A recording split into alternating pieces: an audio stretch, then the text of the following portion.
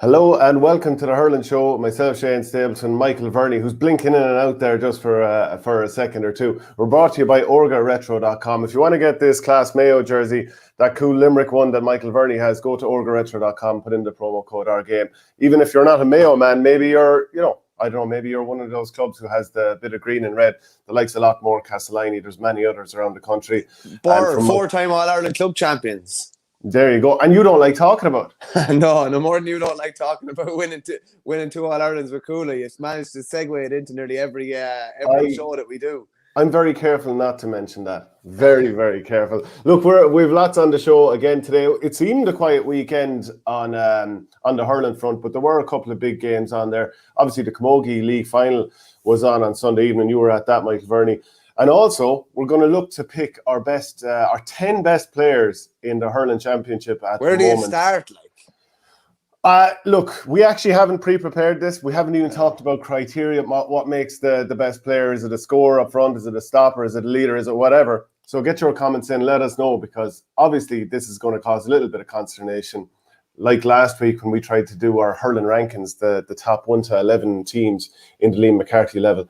It was pandemonium. There was a bit of horse trading. There was a bit of accepting your ideas and my ideas. And, eventually we kind of got there, even though we didn't fully agree, wasn't it? I think this is a whole different ballgame, though. Like, realistically, we knew who was going to be number 1 and 2. Is jigging a couple of pieces around.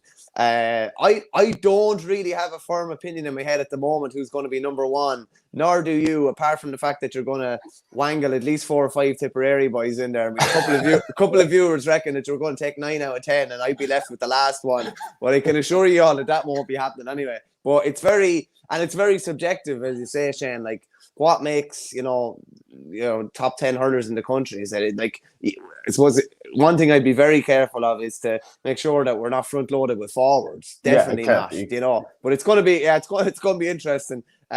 We've an unlimited amount of time and we probably need it, I'd say. Yeah, probably. Hey, look, there was lots of good stuff over the weekend. I'll quickly run through some of the results and then I want to show a little quick video. So in the Division 3A round 5, Armagh beat Tyrone 125 to 219. Sligo beat Monaghan, keeping up their 100% record, 21 points to 19. In the London County final, obviously you've got a bit of skin in the game there. Brother Pierce's beat Gabriel's 117 to 18. That was the delayed 2020 final. And in the Camogie Division 1, Littlewood's final, 118 to Kilkenny, Galway 115. Big turnaround for the Cats there in the second half. Anyone watched the US Open last night? We'll get to the top 10 in a minute, but I was hoping and praying that it would end up as a playoff. Bryson DeChambeau against Brooks Koepka. Obviously, John Ram went on and won it in brilliant fashion. But we love seeing a little bit of spite, and the thought of it, the prospect of it was tantalising. Yeah, it's hard to beat the bit of needle, isn't it? Remember when Kerry used to play Cork and the Noel O'Leary, Paul Galvin rivalry? Yeah. It was as big as the game, and the more than if these two had ended up playing in the playoff, it would have been all anyone was talking about, and it was all anyone was hoping for as well. There's been some probably great GA rivalries and even great kind of GA battles amongst players and managers. We always build it up when Cody takes on Davy, even though you wouldn't say it, it was a pretty one-sided rivalry probably for a long time. Even when Davy was at Waterford, it definitely was, and it's probably maybe leveled up a bit now. But there's something about the 5 foot nothing Davy coming up against the 6 foot 2 or 3 Cody, and it's just the clash of. I'd say that in many ways they fundamentally are polar opposites in some of their views and being outspoken and things like that. And when they come up against each other, it's always great. Is there any in particular, any kind of rivalries or personal duels that stand out for you? I've always loved watching Dublin Kerry. I think everyone does, really. I mean, even remember RTE did some sort of a little sort of video clip, sort of montage thing about what is it about Dublin versus Kerry, and it's true. So sometimes it's even just the colour clash that really works. I think the Tip Cork colour clash just kind of works. Is there one for Offaly where you're like, right, this is it, this is the big one? Or was there for a while where you're like, this really typifies? Not really in hurling. Funnily enough, it'd be Offaly Westmeath in football, because they're around Moat in Westmeath and Tubber and Offaly to be basically on top of each other. So that, no, not really. I always wanted it when Offaly were going really well to come up against Tip. It never really happened in the 80s or the 90s. I suppose the 89 All-Ireland semi-final where we were beaten by Antrim was that one kind of big chance. But there are some, it's hard to beat those kind of rivalries that you're always looking forward to. Yeah, Tip Cork is definitely one. Cork and Kilkenny maybe hasn't been recently, but is definitely another one as well. Lee Dublin back in the day. Yeah, exactly. Obviously. Yeah, it's just there's like the more than Kepka and DeChambeau, there's going to be a legacy issue there. That's you're always going to point back to. You're always going to come back to that anytime they meet, and there's always going to be a bit of spice to it. Clare and Offaly, 95 and the 3 games in 98 will probably have been another one as well. Yeah, without doubt. And like even some of the modern matchups that we're seeing, the way the Kilkenny Wexford one, that's kind of had a bit of a reprisal of late. And like even just seeing something as simple as TJ Reid up against Matt O'Hanlon. I like seeing that. Get your comments in. Let us know. Is there any particular personal rivalry you like seeing on the field? Is there any sort of team rivalry that you really like? We've obviously done a lot of rivalry videos before with orgaretro.com, so you can check them in the playlist. They're all there. I'd love to know people's, even down for the last 40 or 50 years. Is there any, we weren't around in the 70s or even early 80s, but any particular, personal duels that people were just for the guts of a decade, they were just meeting every year and it was this guy against this guy. Do you know what I mean? I love that kind of thing because it nearly dwarfs the importance of the match. It's that big personal duel that everyone is focusing on. Yeah, Galway Tip there in recent years has been big. Cork Waterford early 2000s, as JK Sports Review says. Joe Ryan, he brings up Tip versus Kilkenny, one for the ages. I mean, that certainly has been the case as well. Kev O'Brien, Dan Shanahan versus Sean Ogre. So, now you have our juices flowing here. Cody versus Sheehy, remember on the sideline, that's from Portro. I wonder, is he from Portrush? But there's so many. Oh, look here. Dahi Burke versus Seamus Callanan. I was going to say that one, even Dahi kept him quiet in, was it the 16 semi-final? And I think it was the 16 semi-final. It was. And then John McGrath moved in full forward and he actually won a couple of balls and it allowed Callanan to score a goal, I think, from the corner. Or was that the one where Bubbles scored one from the corner? That was Bubbles. I think Callanan was kept scoreless that day. And even last year, Callanan got that goal early and looked like he was going to go to town on Dahi Burke. And Dahi Burke had the strong hand on him by the end of the game. That's it. And they're two big kind of physical forces of nature almost as well. That's exactly it. That's exactly the sort of thing you think of. Yeah, and obviously, look, there are so many other ones we could touch on. Get the comments in. We absolutely love them. Same with the top 10 hurlers. We're going to pick them. It's going to be mayhem. How many people are going to tell us we're wrong? There's no way we can be right. Well, between us, we're going to think each other is wrong in our combined team. So what chance do we stand? Hey, look, obviously we've been doing a lot of Copycats videos too. You and I have done a couple of things trying to do the Keane Lynch flick up. Myself and Nisha Waldron have also been trying to do a few things. But to be fair to Nisha, we were lining out together for the Coola second team over the weekend against St. Kevin's. He produced something pretty tasty. It's one of those things where if you tried to do a copycat video about it, you couldn't do it justice because a bit like David Clifford scoring that goal against Galway a few weeks ago, you couldn't replicate that because it's all about fooling the defenders. And if they see it coming, you can't really replicate it to the same degree. So I'm just going to play it. This is Coola second team against St. Kevin's over the weekend in Division 3 of the Dublin Hurling League. Hey, that's the street. Go. I mean, you couldn't bait with a stick, a backwards flick over the top of the head. Only Nisha could do it. Yeah, no, it's tasty enough. If you listen to the commentary after the goal, there's two boys talking, wondering whether it was a set play or something that they've been working on in training. It kind of reminded me a bit of Damien Quigley's goal in the 94 All-Ireland. The ball comes in and all of a sudden it's just a flick and he changes direction. It's amazing. The ball wasn't going that fast when it came into him, but it's like Jimmy Barry's famous goal when John Fenton pulled it. If you get any sort of change of direction on a moving ball and it just flicks it on, the keeper has absolutely no chance whatsoever. And Aaron Galland did it against Waterford in the 29th. Was it the 19 league final? Definitely, that was a good one. Colin Fennelly against St. Thomas's in the All-Ireland Club final the same year. Was that also 2019 or 2020? It's hard to remember. It's so hard to do, though. It is so hard to do. It's probably one of the hardest skills in the game, particularly, say, overhead pulling on your right or something like that. Any sort of a change of direction. It's very, very hard to do. The only thing I'd say is, and the one annoyance I would have is I don't think the keeper should have left the line at all. No way. Once he left the line, he left. Nisha would have, if he hadn't left the line, Nisha would have had to catch the ball and throw it up and strike it. Once he left the line, all he had to do was flick it. I'm a big bugbear of mine is an open goal and never leaving an open goal where possible. Look, I feel Nisha would have finished it one way or the other. But a very cute finish from Nisha there. I have to give credit where credit is due. And we don't like doing it. Yeah, we certainly don't like doing it. We'd be that sort of bitter, mean, sort of hateful lads. But also, there was another great bit of skill there over the weekend. I might as well just show it to you here. You haven't seen it yet. No big deal. Christ's sake. Shameless self-promotion. Janie, man. First take, would you believe it? Yeah. All right, move on there. What's next? It definitely wasn't the first take. A few more comments in, actually. Kev O'Brien, Tommy Walsh versus Brian Gavin in the 2011. That was a fairly one-sided rivalry, I can tell you that. It was. Brian Gavin's nose not looking much the better for it afterwards. I believe he was walking around Coppers later that evening. He might, if he's watching, he might let us know. Going around with a bandage on his nose, getting plenty of attention for it. Luke Hurley, Coola versus Crokes. Yeah, that is a very good rivalry. Dahi Burke versus Seamus Callan, always a great one. I might have read that one out already. So keep the comments in. Always very, very enjoyable. Really do enjoy connecting with everyone out there. So let's move on to we'll just run through the Division 3A games, give everyone a chance to get in their top 10 hurlers and anything else they want us to talk about. Obviously, always looking to make it an interactive show. So Armagh beat Tyrone 125 to 219 in Division 3A round 5. The two teams leveled 6 times throughout the game.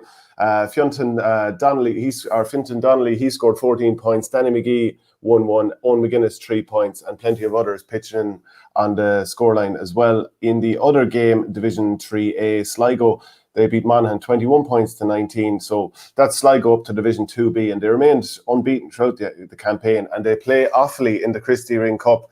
So forewarned is forearmed, Michael Verney. Yeah, they were.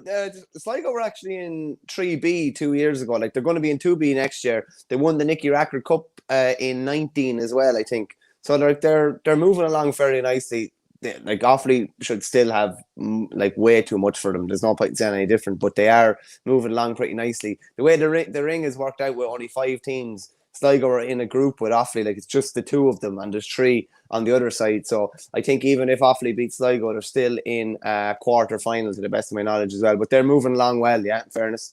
Yeah, and you were in at the Camogie. Actually, sorry, we'll talk about the 2020 London final. So you had plenty of Borough interest in this. Yeah. Brother Pearson's beat Gabriel's for a finish. Yeah, 117 to 18 points. Gabriel's were beaten after extra time in the 19 final as well. Neil Rogers from Borough was a player manager for Gabriel's. And Conor Kendi, a fella I know well from Sir Kieran, was playing for Brothers Pearson. He kind of did most of the damage from what I gather. I got to him there this morning, but he hadn't been active on his WhatsApp since 8 o'clock yesterday evening. So I'd say the phones could be gone out the window. And do you think he's enjoying himself? I'd say he's enjoying himself. He probably hasn't been to bed either, I'd say. But great that final was obviously supposed to be played last November, and then it was supposed to be played on May the 23rd and put back to now. And at least from their point of view, like, they could probably, celebrate properly to some extent. At least, they were able to go to the pub and enjoy it all. They hadn't won one since 1998. It's a massive thing for them. It's huge for them. And fair play to them. Philip Hogan as well from just out the road in Loradura would have been playing. So there's plenty of tip influence there as well. So disappointed for Neil Rogers, my own club mate, but fair play to the Brother Pierce lads. I took a few sessions with them many years ago, but as you can see, they've moved in a completely different direction since then. Things weren't going great. They've recovered from it. Desperation. And then also the intermediate hurling final was on over the weekend. Sean Tracy's beat Fulham Irish 2-11 to 1-5. So it's interesting for all these teams. They're going to have to get ready and go again. I wonder, does it feel the same? Because just with the delayed season, then you win a final. There's been no build-up or momentum to it. You win that, and you're almost straight back out again. Presumably they're going to get going with that championship fairly soon again. Yeah, it's a weird enough one, isn't it? You also have the chance of winning 2 county finals in 1 year, which would be unbelievable. It's hard to know whether how the meaningfulness of it is diluted a small bit. I'd say a small bit, because it's just dragged out so long. Realistically, they would have started training in probably January 20, and they played the final in June 2021. So it has dragged on an awful long time. It's still there in the Roll of Honour though. So, and you still have a county medal in your back pocket. So I doubt the importance has been diluted that much either. And by the sounds of it, your friends are celebrating as if it means the same. You Anyway, can sing that. Any excuse for the Irish. Anyway, a couple Yeah. of more comments coming in as well. I think I might have missed this one. Fan Larkin versus Ray Cummins. That would have been great stuff. God, Ray Cummins, I mean, I think for younger people, and even myself, obviously he was playing before I was born, but like sometimes you look back, what a big, massive full forward, pure class. Joe McKenna for Limerick as well, these big players. And also the main man himself down from Wexford with the big paw and Tony Dorn. So there's a lot of these players that you'd almost forget, and certainly younger people wouldn't know how good these players were. It was a different game and all that, but you can just see the qualities they had. Yeah, no, I love hearing in comments like that, because you could end up getting caught in the greatest rabbit hole of all time by going back looking at all these great players and all these great clips. I remember, I spent an hour and a half, I think, watching Tony Dorn clips one night, and nearly every clip is the exact same. Because he nearly did the same thing the whole time, but it was just nearly impossible to stop. But yeah, no, I love stuff like that. Fan Larkin famously came into the dressing room after one of the All-Irelands, and it was about 5 minutes after the match, I'd say, and Mick Dunn was in there doing the interviews, and Fan had his clothes on, like his normal clothes on, and Mick was like, Fan, where are you going? Oh, I have to go to mass, Mick, he says. Like these kind of characters, and to be drinking the milk in the dressing room after, and just real old school stuff. I love all that stuff. Yeah. Would you be the sort now to drink a full pint of milk? I did it the other day to the horror of a Dublin friend. Oh, I'd gladly do it, particularly after training, because it's down the hatch. Yeah, get the two. Here's my wrestling reference. Get the 2 cartons of milk, Stone Cold Steve Austin, all over yourself. You are some tame, to be fair. A couple of more comments in as well. I mean, there couldn't have been a more obvious one. Lee Keegan versus Diarmuid Connolly. We did look forward to that, like from a mile out. And even Lee Keegan against Kieran Kilkenny when that was happening for a couple of years. That took over from O'Leary and Galvin, because there was black cards, there was suspensions, there was sending offs. It had everything. From a journalist point of view, it had all the boardroom stuff. It had all the stuff on the pitch. It was brilliant, yeah, and they'd always talk about each other then in the off season, small because they'd be asked, and it would just carry on and carry on. It was brilliant. Yeah, Neil McGee against Conor McManus is one that I always enjoyed. Also, there's so many. Keep them coming in. Here's one: Damien Rail versus Owen Kelly in the 2000s. Damien on Rail. That was the 3 games, wasn't it? They were marking each other in the 3 games, and in fairness, he kept Kelly as quiet as you could. He got on plenty of ball himself, and he was didn't a real spare the timber. cornerback. What's that? Didn't spare the timber. No, he definitely didn't spare the timber. No, in fairness, but Kelly was still brilliant in a couple of those games as well. But yeah, I love that kind of. It's amazing the memories that come flooding back when you think about it, like a duel like that. Yeah, I remember being down at the Gaelic grounds for the first game, and the sun was absolutely splashing down. And my memory of it, like, I mean, this is such an inconsequential memory, but just looking out at one stage, and Kelly was inside, someone was about to deliver it, and he just went like this to whoever was delivering the ball, because he just wanted it high to try and snap one over Damien Rail. Obviously, Tipperary threw that away and lost the trilogy eventually. That was a tough one to take at the time, because Tip weren't exactly flying, weren't exactly a smooth operating machine, but that was a tough one to take. And Porrick 91 here, he adds a little bit more into this rivalry. As a kid in Limerick, Tipperary were the county I wanted to meet and beat, but that shifted more to Clare around the time Davy took over in 11 or 12. And there was a couple of really good Limerick Clare games. I remember one in Thurles. It was a qualifier one year.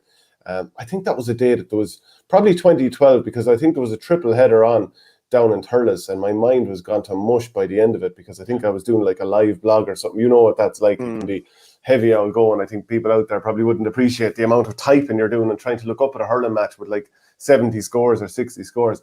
But yeah, I'd agree. I mean, obviously the All-Ireland semi-final in 2013 as well.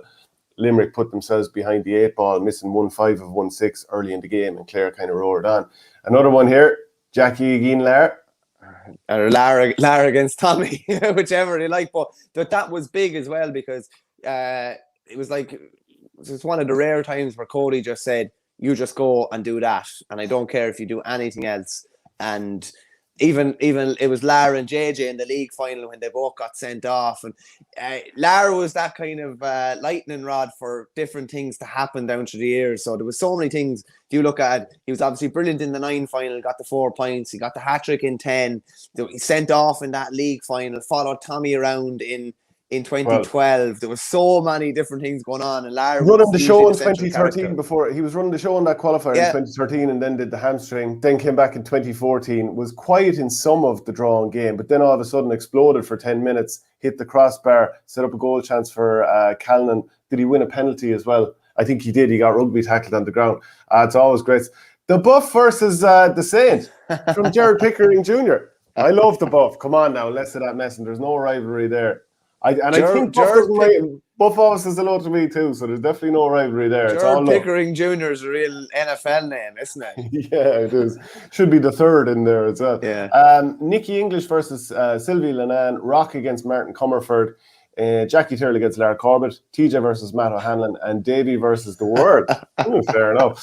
Another one in from ML89, Cork versus Kilkenny in the mid-2000s, Tip versus Kilkenny in the early 2000s, and then Galway versus Tip the last 7 or so years. Just on that, Kilkenny Cork mid-2000s, it just felt like it was more than a game, if you know what I mean. It was two teams that were diametrically opposed in how they viewed the world and even how they viewed hurling. You had a Cork team that went on strike.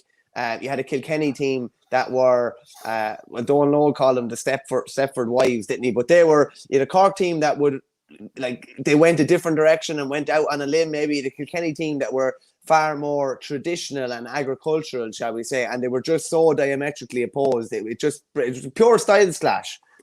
Styles make fights, and those were completely different styles. Okay, we're going to keep talking about these rivalries throughout the show as the comments come in. But we'll talk now about the Littlewoods Camogie final there. Kilkenny 118, Galway 115. You were in at this game. Just to kind of recap, Kilkenny were not particularly good in what was an average enough first half, I have to say. I was a little bit kind of, it was kind of dragging on a small bit, but exploded then in the second half, and Kilkenny came out of the blocks on fire. Now, I still thought Galway did well to pull it back again, and late on, there was one stage, I think it was it Aoife Donoghue levelled right near the end, but she had Niamh Kilkenny bursting through inside her, and I would have been, odds on for Kilkenny to nail that one and go 2 points ahead late on, but then Kilkenny went straight down the other end and ended up winning the game. Just to recap on who did the scoring, Denise Gall got 6 points, 5 of those from frees. Aoife Doyle won 2. On the Galway side, Carrie Dolan got 10 points, 8 of those from frees. Niamh Kilkenny scored 1-1. Aoife Donoghue 2 points, and plenty of other scorers in there as well. So you were in there. What were your thoughts on it? Yeah, it was a mad enough kind of game. Galway had a bit of a breeze in the first half and were just going at Kilkenny every chance they got. They were breaking the line an awful lot. Sarah Spellman was very good, even in the air and with carrying ball as well, and Aoife Donoghue as well. Carrie Dolan missed a bad free to go 4 ahead just before the break, and I think it was a Katie Nolan got the last point, or Aoife Doyle got a point in the 30th minute, kind of meant that they went in 3 down at the break, and then all of a sudden Kilkenny just absolutely haired out of the traps. Mary O'Connell, who got 3 in the second half, she got a great point about 60 metres out under serious pressure, and then a real kind of goal of the year contender. That Aoife Doyle goal was brilliant. Picked it up around the 45, just went straight down the heart of the defence, absolutely roofed it. Kilkenny hit 1-5 without reply, and you're kind of thinking that the game is over. They were up by 5. I think it was 111-9. Then all of a sudden, Niamh Kilkenny gets an absolute rocket of a goal, and they were just kind of hanging on their coattails and just chipping away. And then, as you said, Donoghue didn't see Niamh Kilkenny inside, and I think it was Niamh Kilkenny actually got a score in the 57th minute as well, and I think she didn't see somebody inside as well. They'd broken the line a couple of times, took the point opportunity. When Donoghue put that point over, I was kind of thinking, Jesus, there was a player inside, could have got the goal, and then you're thinking, it's a level and score. But then if the ball had went inside and they got a goal, they would have been 2 up. And Kilkenny, that was at the 61st minute. Kilkenny would have really had to force it. Like, Kilkenny hit the last 3 points to win the game. Stephanie Fitzgerald got a great score after a catch. Denise Gall free and then Mary O'Connell a point. But would Kilkenny have hit 3 points from play if Galway had gotten that goal to go 2 up? There may have been an element of panic. So while Aoife Donoghue levelled it, I do think if they'd gotten a goal there, I don't think Kilkenny would have been able to reel off 3 points in a row to win by a point. So while it looked like a good level and point at the time, they really could have went for the throat. There was a couple of occasions there where they just didn't see that opportunity. But in fairness, Kilkenny finished shocking strong. Having started the half very, very strong, they finished the half really, really strong as well. Like, anytime you hit 3 points in injury time, it's fair going. There's 4 points scored between the two sides in injury time. It's a really exciting game with nothing else on last night and no real GA over the weekend apart from Offaly Derry Saturday. It was a great advertisement for Camogie, and I think some hurling people would have longed for, I don't know what you'd say, but it was a very open, direct kind of game where there was a lot of long ball played, not that much short passing. There was a lot of penetration at the goal as well. Whereas maybe hurling has gone a bit more. There's maybe sometimes maybe there's nearly too much finesse. There's nearly too much possession. So this was kind of a bit of a throwback to what maybe hurling was maybe 5 or 6 years ago, as well as that the rule changes that are made in Camogie are after just changing. They were no-brainers completely. They were absolute no-brainers. Like, there was times there during the game where there was a couple of players. I was sitting beside Dara Cahur, and we were just talking to each other and just said that would have been a free, that would have been a free, that would have been a free, and all of a sudden the play is moving on. The game is not slowed down. Less frees. It just made it for so much more of a spectacle. I thought it was really good spectacle in the second half. Yeah, for those who don't watch too much Camogie, physicality, there was barely any physicality really allowed. That's been opened up a little bit. One that I noticed too, I mean, obviously anyone who watched it would have noticed, was that when you win a free inside your own 45, you're now allowed to quickly take it out of your hands. What do you think of that rule? I think it's good. I didn't really notice it too much, but it does speed up an awful lot of things, and it leaves you, obviously when the ball is in your hand, it's like a puck out. You're in complete control of the ball. So it does leave the opportunity. It doesn't slow things down if you want to. You know the way a free can slow things down a lot. It gives you the opportunity to keep your momentum even though you've won a free. I don't know if I'd say it was tactical fouling, but Kilkenny were quite smart. I think they picked up 4 yellows in defence over the course of the hour, but they seemed to spread out the yellows amongst different defenders. And they weren't afraid to put in a fairly robust tackle when they needed to, if they thought Galway broke the line. But yeah, really good game. This is like it was the Kilkenny Cork rivalry a couple of years ago. Cork are still there and they're not far off at all, and Tipperary are getting close. But like Galway and Kilkenny have met so much in recent years. Last year's All-Ireland final, last year's league final, 2019 league final, this year's league final. I think they're meeting in the group stages, and that means they're probably going to avoid each other potentially until the All-Ireland final as well. So it's a real kind of budding rivalry.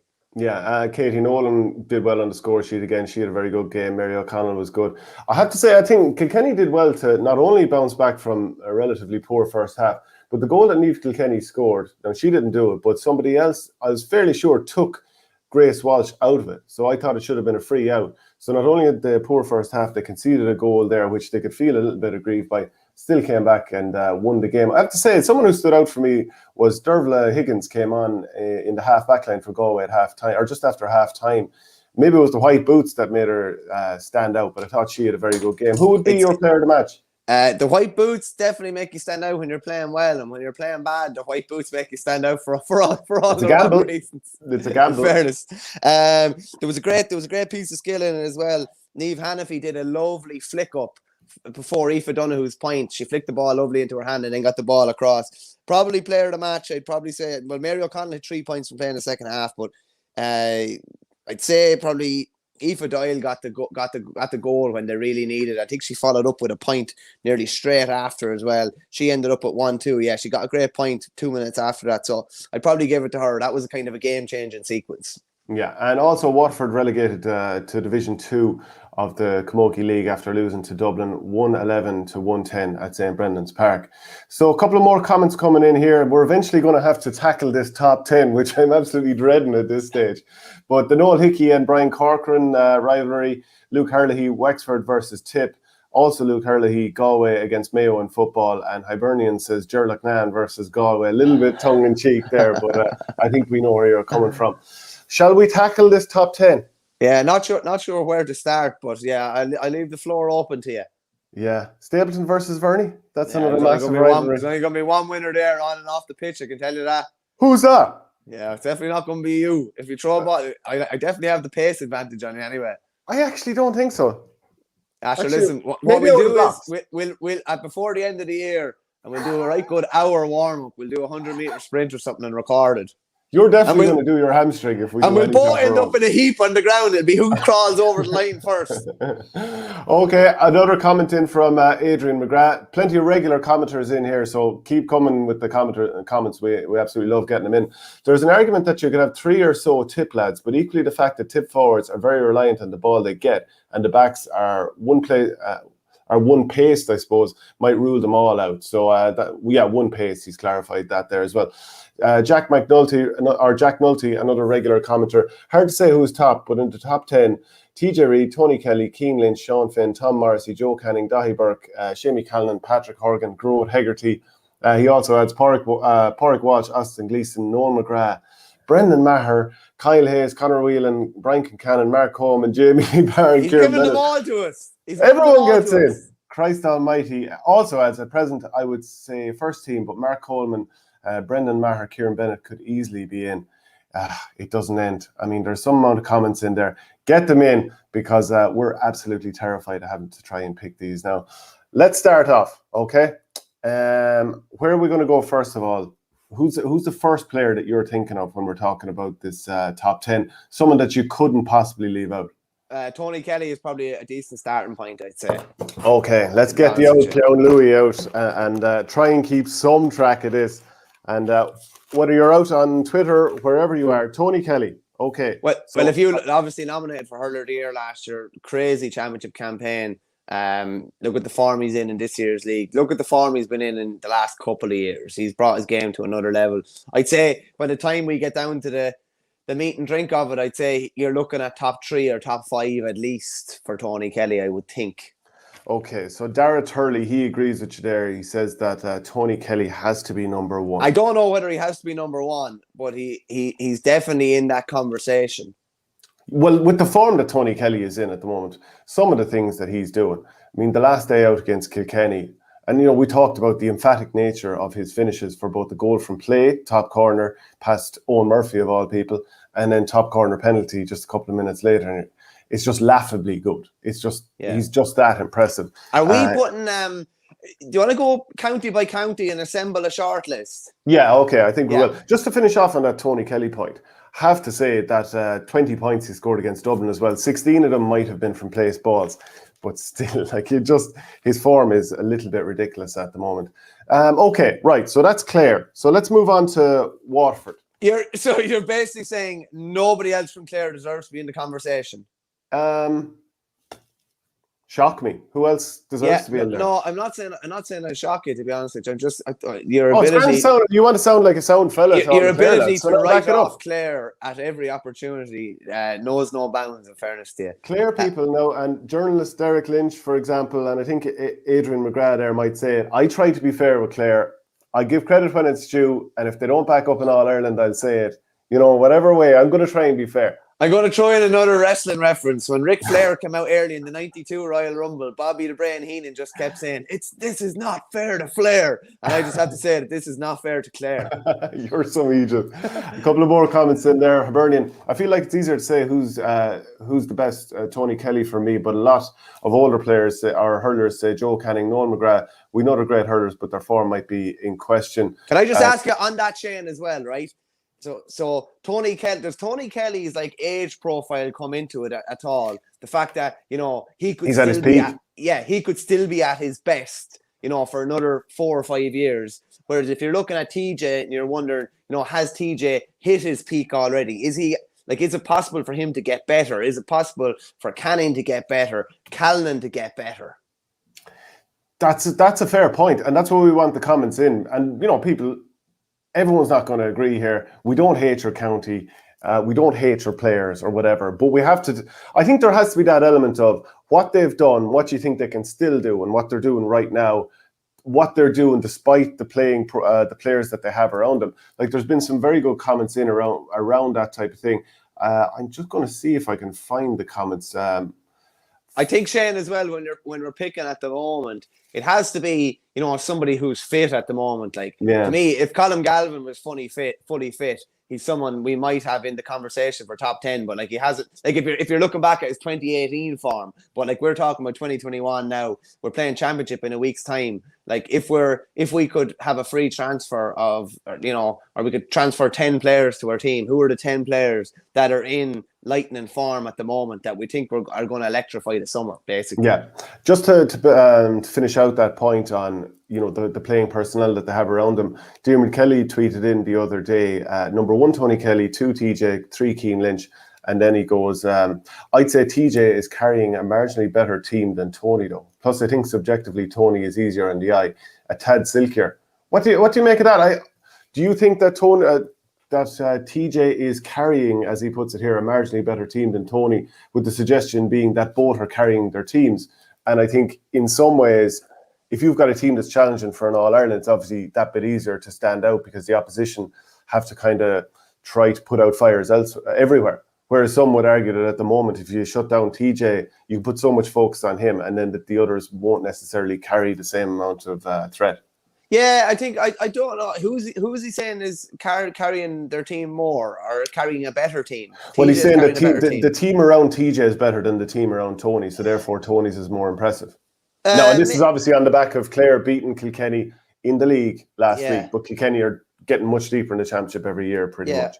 But he potentially has a point. The thing I'd say about being easier on the eye, see, this is where you could get lost in it. Like, this is silk versus substance. Like, if you need a ball, people, do you hear this? Yeah, if you need a ball thrown down on top of someone in the last 10 minutes of a game, who are you going to take? I'm going to take TJ. If I'm going to take you need somebody to win a free. In that real clutch moment, I take TJ personally. That's just me. If it's a looser game, Tony Kelly would absolutely go to town. So I think this is probably what's going to really define 1, 2, 3, like these little small kind of things. You see, this is where the wording of things becomes very important and people can get very touchy. If it's a looser game, Tony Kelly. I mean, there's a lot of inferences within that you're suggesting he's a loose ball Larry. His name is Tony, but yeah, no, I listen. That's fair enough. I understand that. Up until last year, maybe the year before that, I'd say he was definitely doing his damage in games where it was looser. Now he's defied that. I would say definitely defied it in last year's championship to a fair degree. But I still think there's a fair degree of substance to what I've said. Yeah, look, let's do what you said. Let's go through each county because we'll come back to that. I mean, we could get lost in the weeds of that all day. So, is there anyone else from Clare coming into this conversation? Anyone out there? I mean, we have Owen DC saying David McInerney should be in this conversation. Can't be in the conversation because he hardly played any league and he missed a lot of last year's championship as well. So I can't have him in the conversation. If Shane O'Donnell was ripping it up in the form he was in, like he was in 2018. Potentially, but he's been kind of in and out a bit as well. Had a hamstring injury. Dermot Ryan's obviously been brilliant through the league, but that's a difference between brilliant through the league and being in this. Aidan McCarthy could be on that trajectory, but like there's some players that hit a real hot streak of form for a season, and all of a sudden they're categorised as among the top 10 players in Ireland. But you don't necessarily know if they're going to keep that going. So maybe you might be inclined to go more with someone who's done it for a little bit longer, even if their form is, just kind of peter or leveled out a little bit. But we'll get back to that in a little while. So that's Clare. We're only putting Tony Kelly in the conversation here. Yeah. Waterford. So now here we look at Steve. This is exactly the one. Stephen Bennett. We've always known he's had talent. Last year he hit that level that probably maybe I didn't think he could get to that level. I didn't think he'd be carrying the ball 60 yards and speeding away from defenders as he did time and time again against Kilkenny. I didn't quite know that was in it. But by God, it really was. So does that propel him above Tadhg de Burca? Does it propel him above Austin Gleeson? Does it take him above Jamie Barron?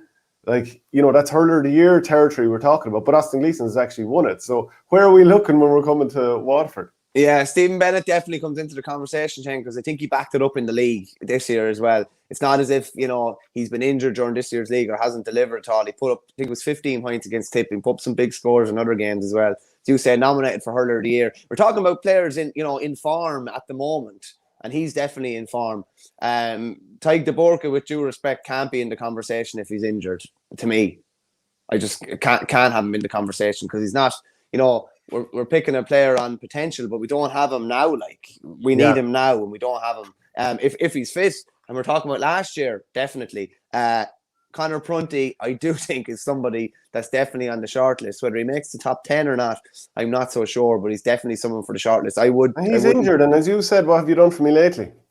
And he was good. He was very good in that first half against Tipperary, and he more than likely will play this weekend. Okay, so we're going to have to pick one, maybe two. So we're ruling out Tadhg de Burke on the basis of an injury. We're going to look for a little kind of anything we can do to pare down this list. We're going to take it. So unfortunately, Tadhg de Burke is out of the conversation here. He'd probably feature more prominently if he was fully fit. So Stephen Bennett is in the shortlist for now. Is Austin Gleeson, Jamie Barron? I would be inclined to take Jamie Barron ahead of Austin Gleeson if I was only going to pick one. What would you do? You're a gas man. We nearly fell out for the All-Star team last year because you wouldn't not have Austin Gleeson in your conversation. And rightly so.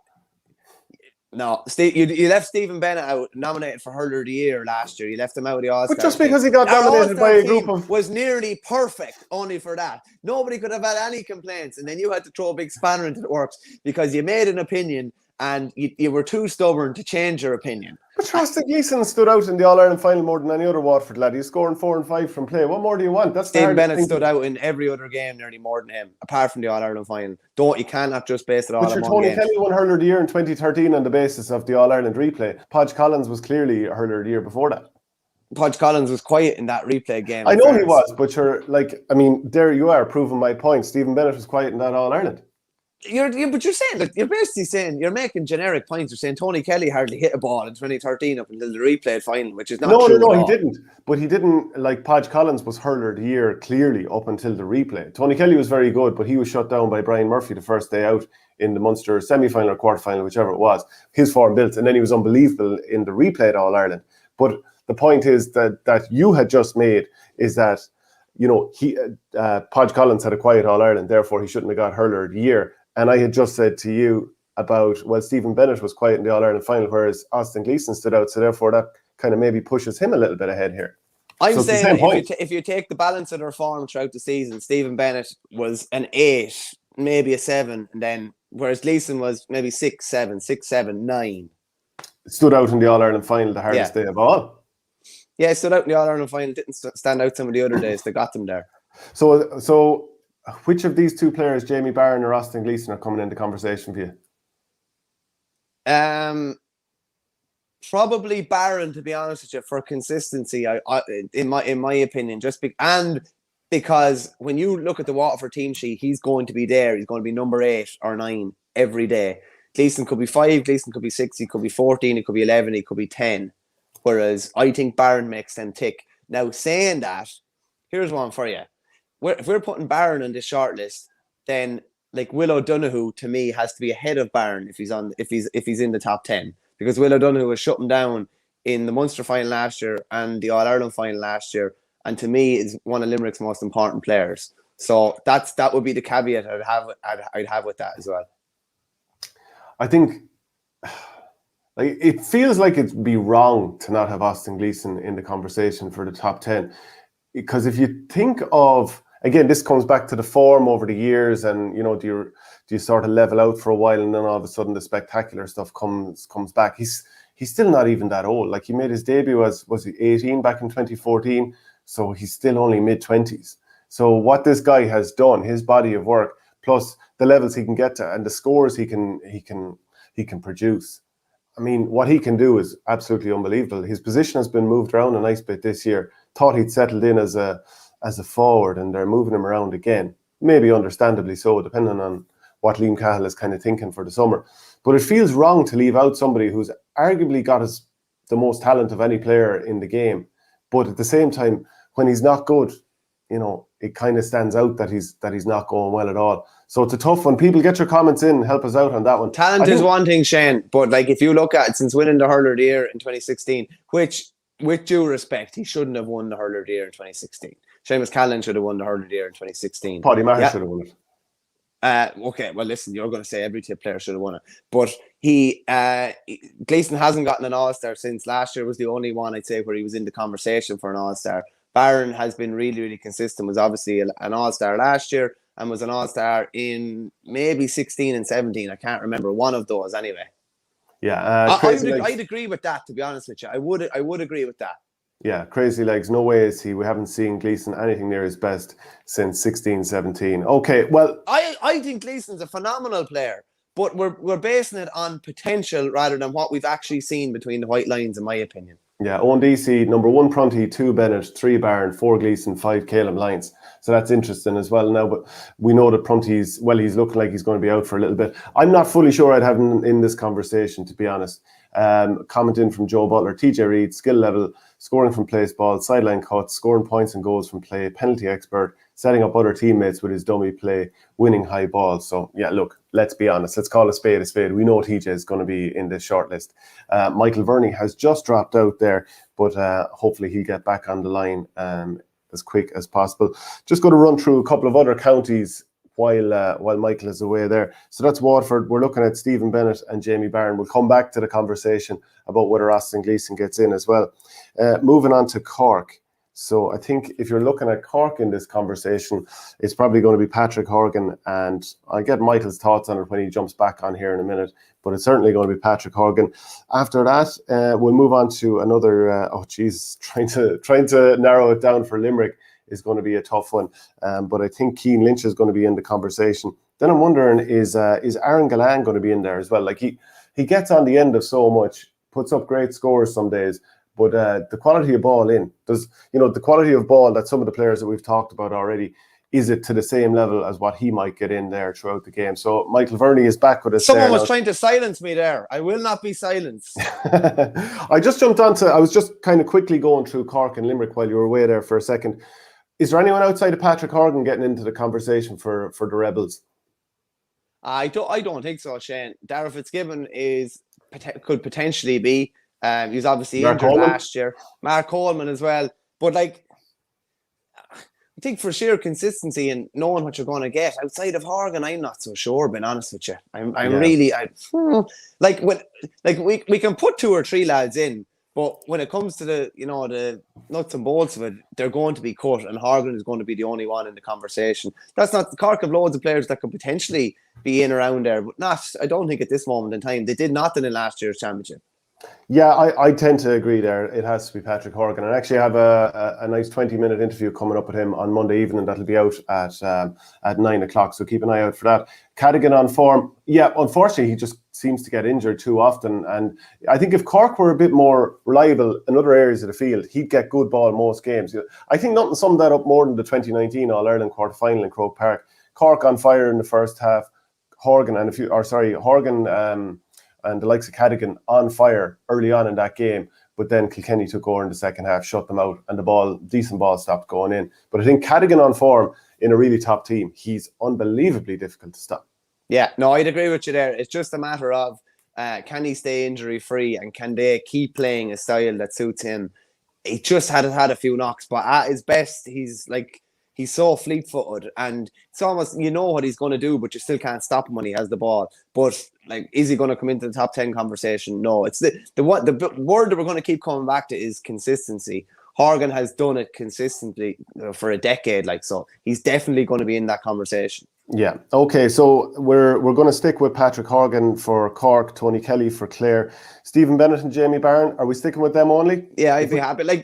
Potentially guys like Caleb Lyons, Desi Hutchison could come into the conversation over the next couple of years. But when you're talking about the cream of the crop at the moment, don't think you can have them in that top 10 conversation. And we get an avalanche of comments in telling us that we're wrong and why we might. Well, I'll tell you what, if you say we're wrong, tell me why we're wrong. Don't just say Caleb Lyons was brilliant last year, which he was. I think he was brilliant last year. But outside of that, we need more than that. Joe Butler put in about TJ there. They're all very, very valid points. If you can make those similar points about a player that you'd feel is aggrieved for not being in the top 10, make them. But it's going to have to be someone it can't be someone who just landed on the scene last year and had a decent season. Yeah. Okay, so let's move on to Limerick then. I think Cian Lynch has to be in this conversation. Yeah, I think this is going to be very difficult to Tom Morrissey, Grode Hegarty. To cut these down. I think it's going to be difficult to cut these down. This is where personal opinions come into it as well. Who do you think?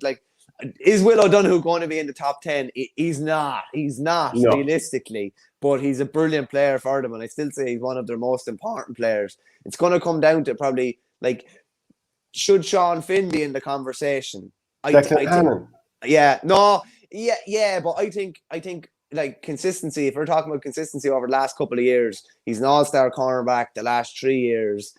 Look at the damage Desi Hutchinson does against other teams that he can't do against Limerick because Finn seems to have his number. But again, the protection around Finn is that bit better than it is for other teams. A bit like the conversation on Tony Kelly versus TJ Reid. The supporting cast around him makes it more or less impressive. Sean Finn's still unbelievably impressive. But I think the quality of ball generally going in for Desi Hutchinson would be more pressurised ball going in. So it makes his job somewhat easier, but that's not to downplay how good he is, and I think most people would understand that that's not an attack on Sean Finn. That's just weighing things up realistically. Fair point. I will say this though, that he's unbelievably good as well at winning ball that he shouldn't win and defending. When his man has the ball in his hand, which is the hardest thing to do is to nearly get the ball in your hand. I think he's in the conversation. I think he's in the conversation for me. The only thing I'll ask as well, like, will there be a goalkeeper in the conversation, and who would it be? Like, does Nicky Quaid deserve to be in the top 10? I'm not sure at the moment if we have a really outstanding crop of goalkeepers where somebody jumps out. Maybe Owen Murphy, but if we're basing it on what we've seen maybe last year. Didn't have his best year last year. I'm not sure. I'm not sure if there's a goalkeeper in the conversation. It would be either him or Nicky Quaid, I think, if we are having a conversation, if we are putting one of them into it. Yeah, Declan Hannon, according to Jared Declan Hannon is Limerick's best hurler. He has brilliant hands and is a brilliant striker of the ball. He also has proven himself as a forward as well as a centre-back. Yeah, I mean, even go back to the 2014 All-Ireland semi-final against Kilkenny in a rain-sodden Croke Park that day, monsoon-like weather.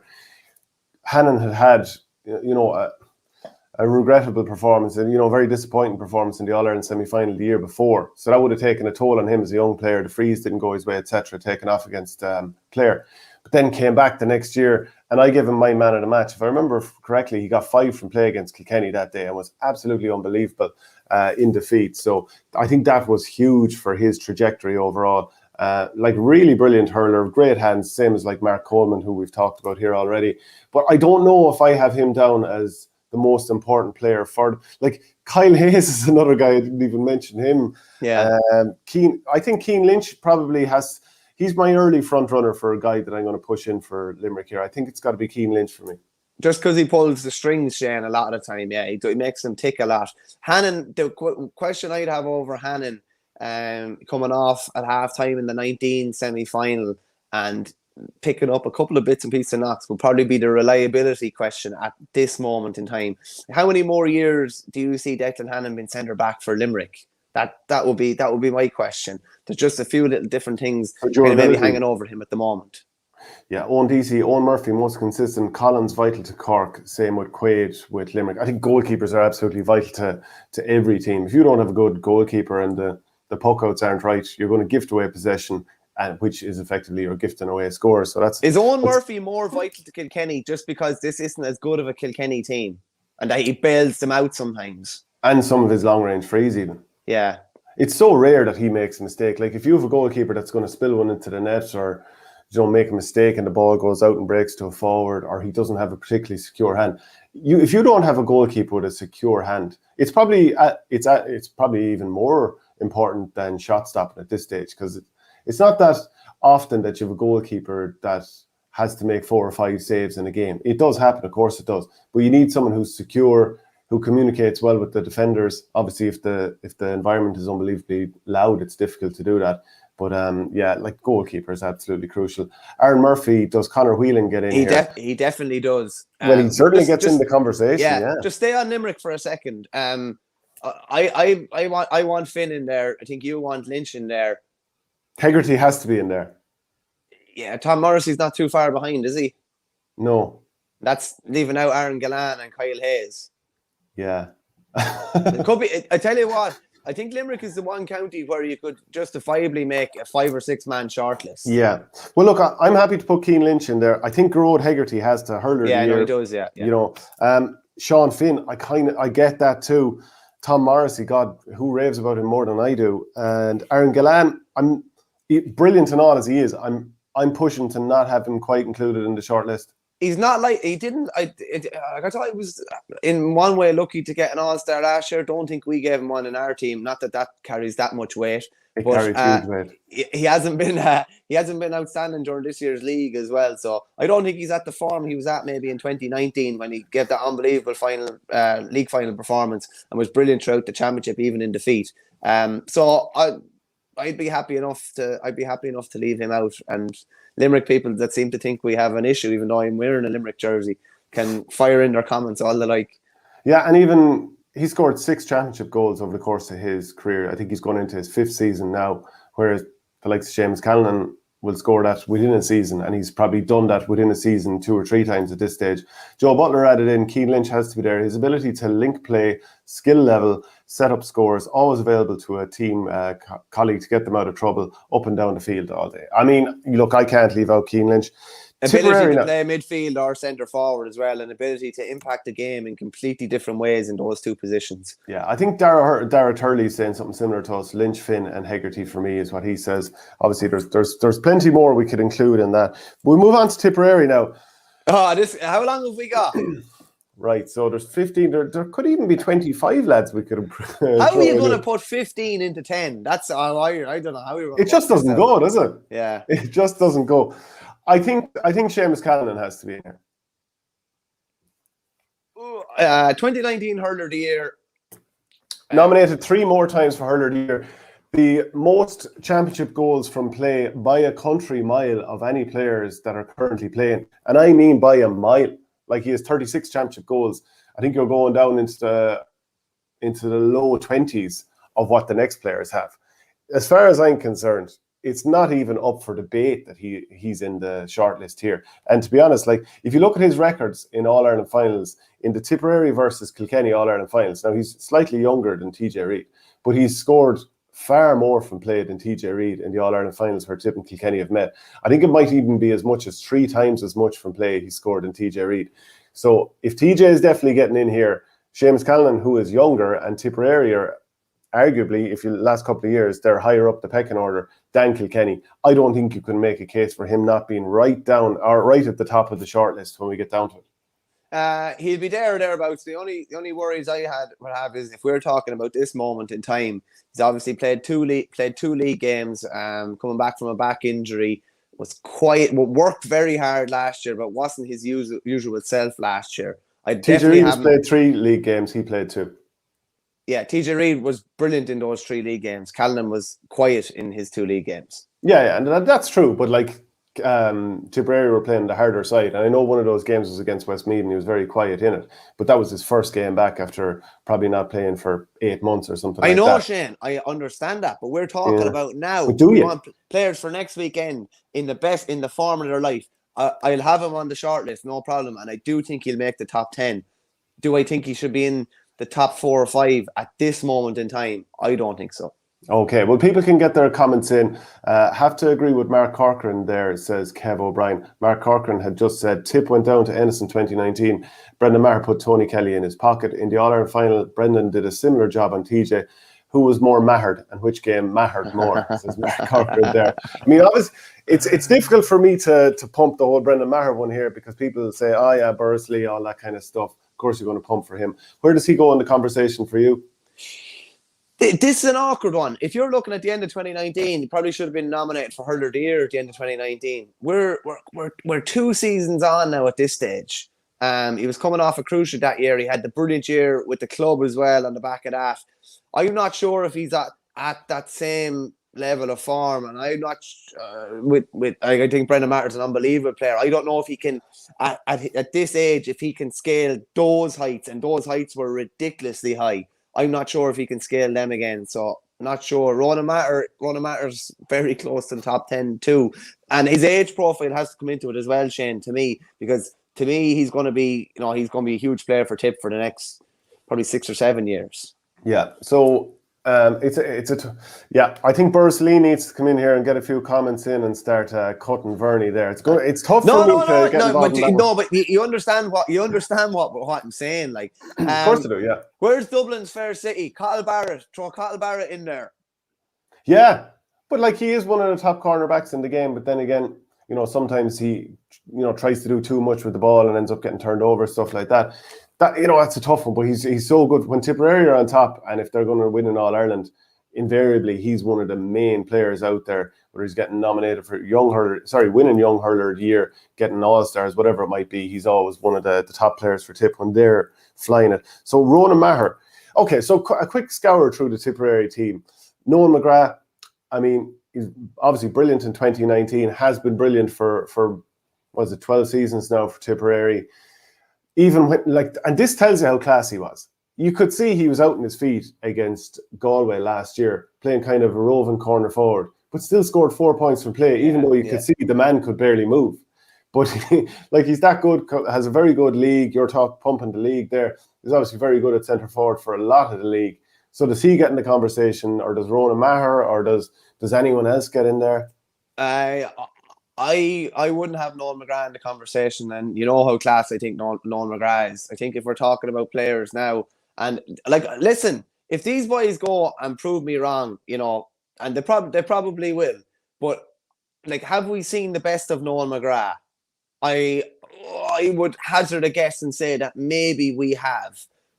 I think it's going to be hard to pick Noel McGrath over a Garrod Hegarty at the moment, or Noel McGrath over a Tom Morrissey at the moment. And that's not, it's just the way probably the modern game is. I think they're maybe a bit more complete in the modern game. Do I think Noel McGrath's class? Yeah, I do. I think he's unbelievable. And if I could have him on any team I'm involved with every day of the week, I would have him. But I'm just not sure if he's in the top 10 at the moment.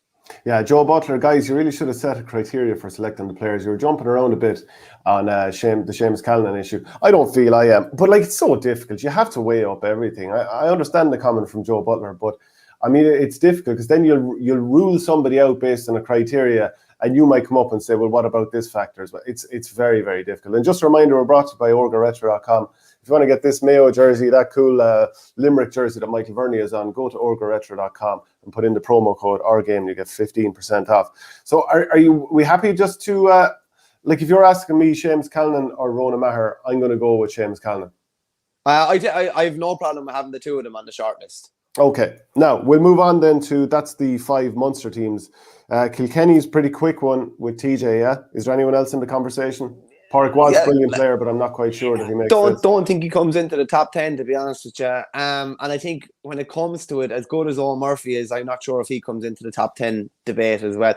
I tell you what, if we were having this conversation at the end of 2018, he would be in the top 10. But has he, he did make a couple of mistakes against Waterford in last year's All-Ireland semi-final. He's a brilliant player, and he obviously plays outfield with his club and all that. But his current form, it's not, as a goalkeeper, you probably have to see a bit extra to be in the top 10. So I don't think so. I think it's just TJ realistically.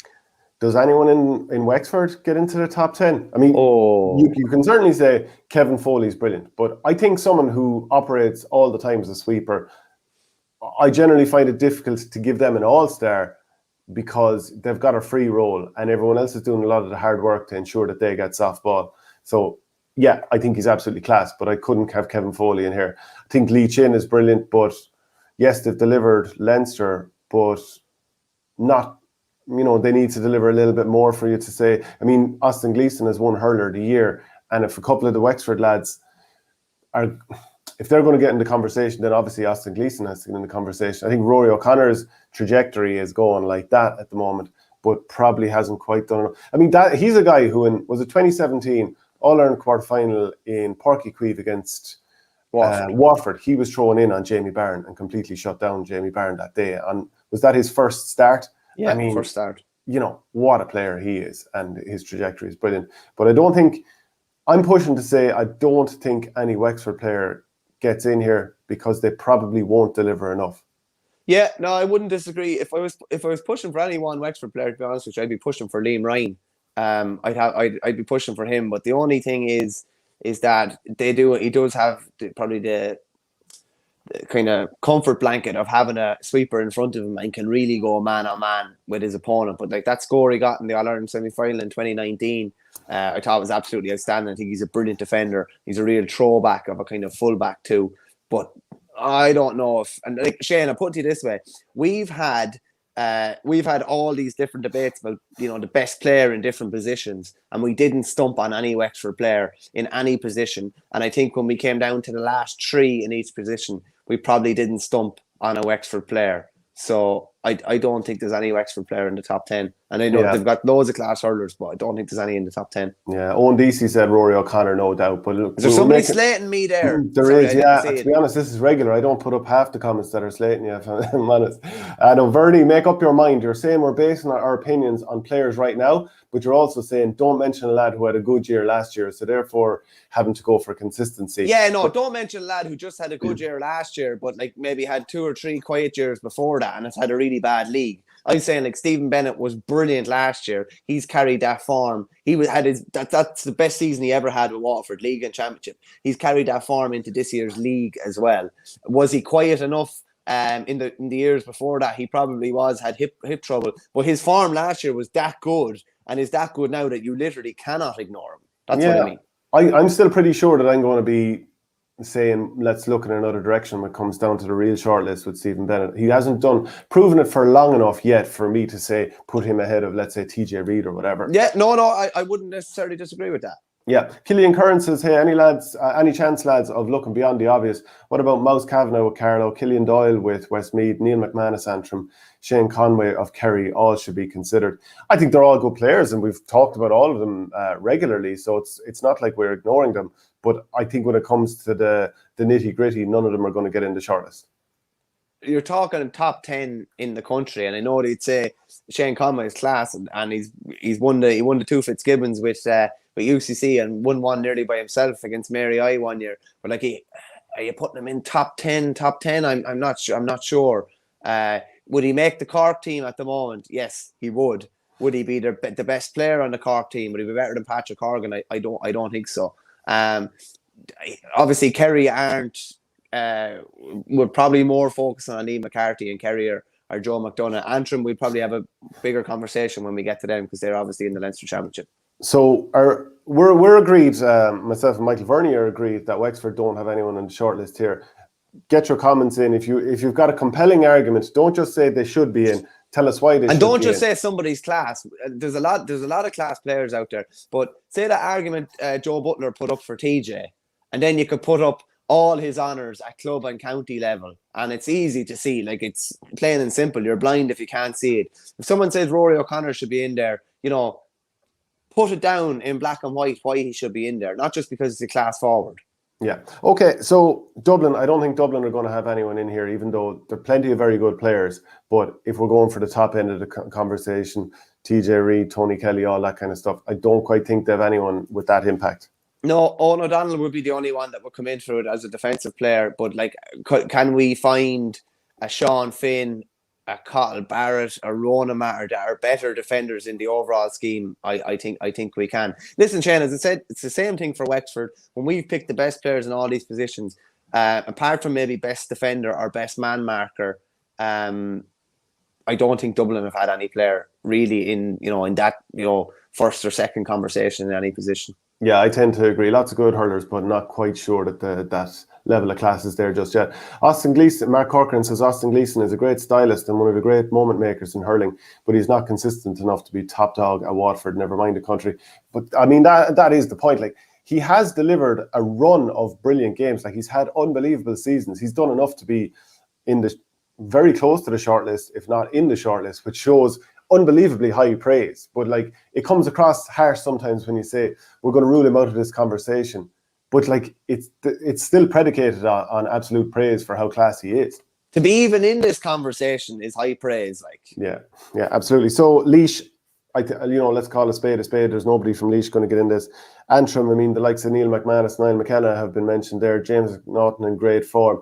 Lots of players that are playing really, really well, but I don't think anyone is going to trouble the conversation just here. No, Kieran Clark and a few more, and they were very good in the McDonagh last year and obviously got promoted, but like, going to have to see it at the highest level for a couple of years. And I think that's the same when you talk about like Mouse Kavanagh. Mouse Kavanagh is a class player.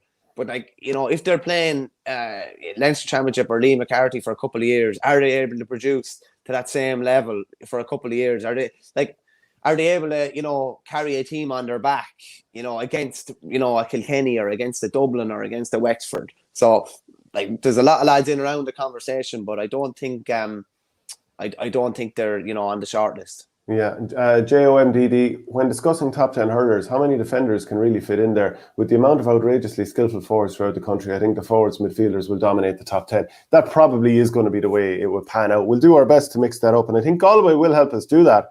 And just before we move on to them, Galway are certainly going to have people on the short list here. Kilkenny have TJ Reid in the conversation.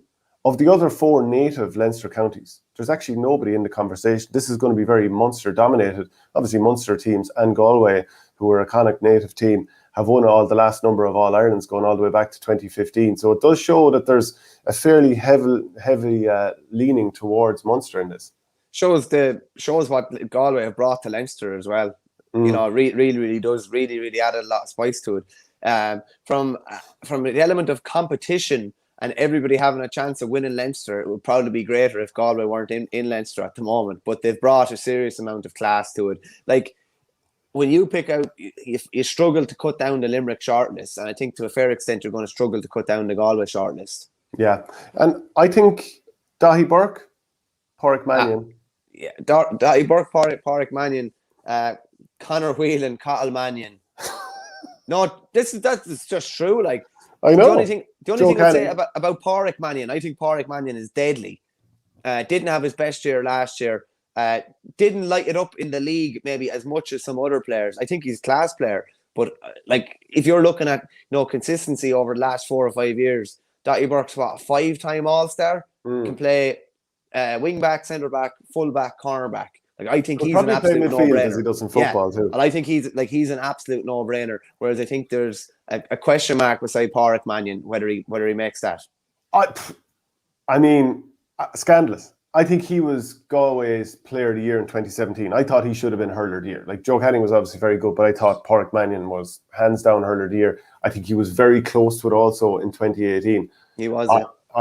Like, when has he played a bad game? You probably have to go back to that All-Ireland semi-final with the year that Callan went to town.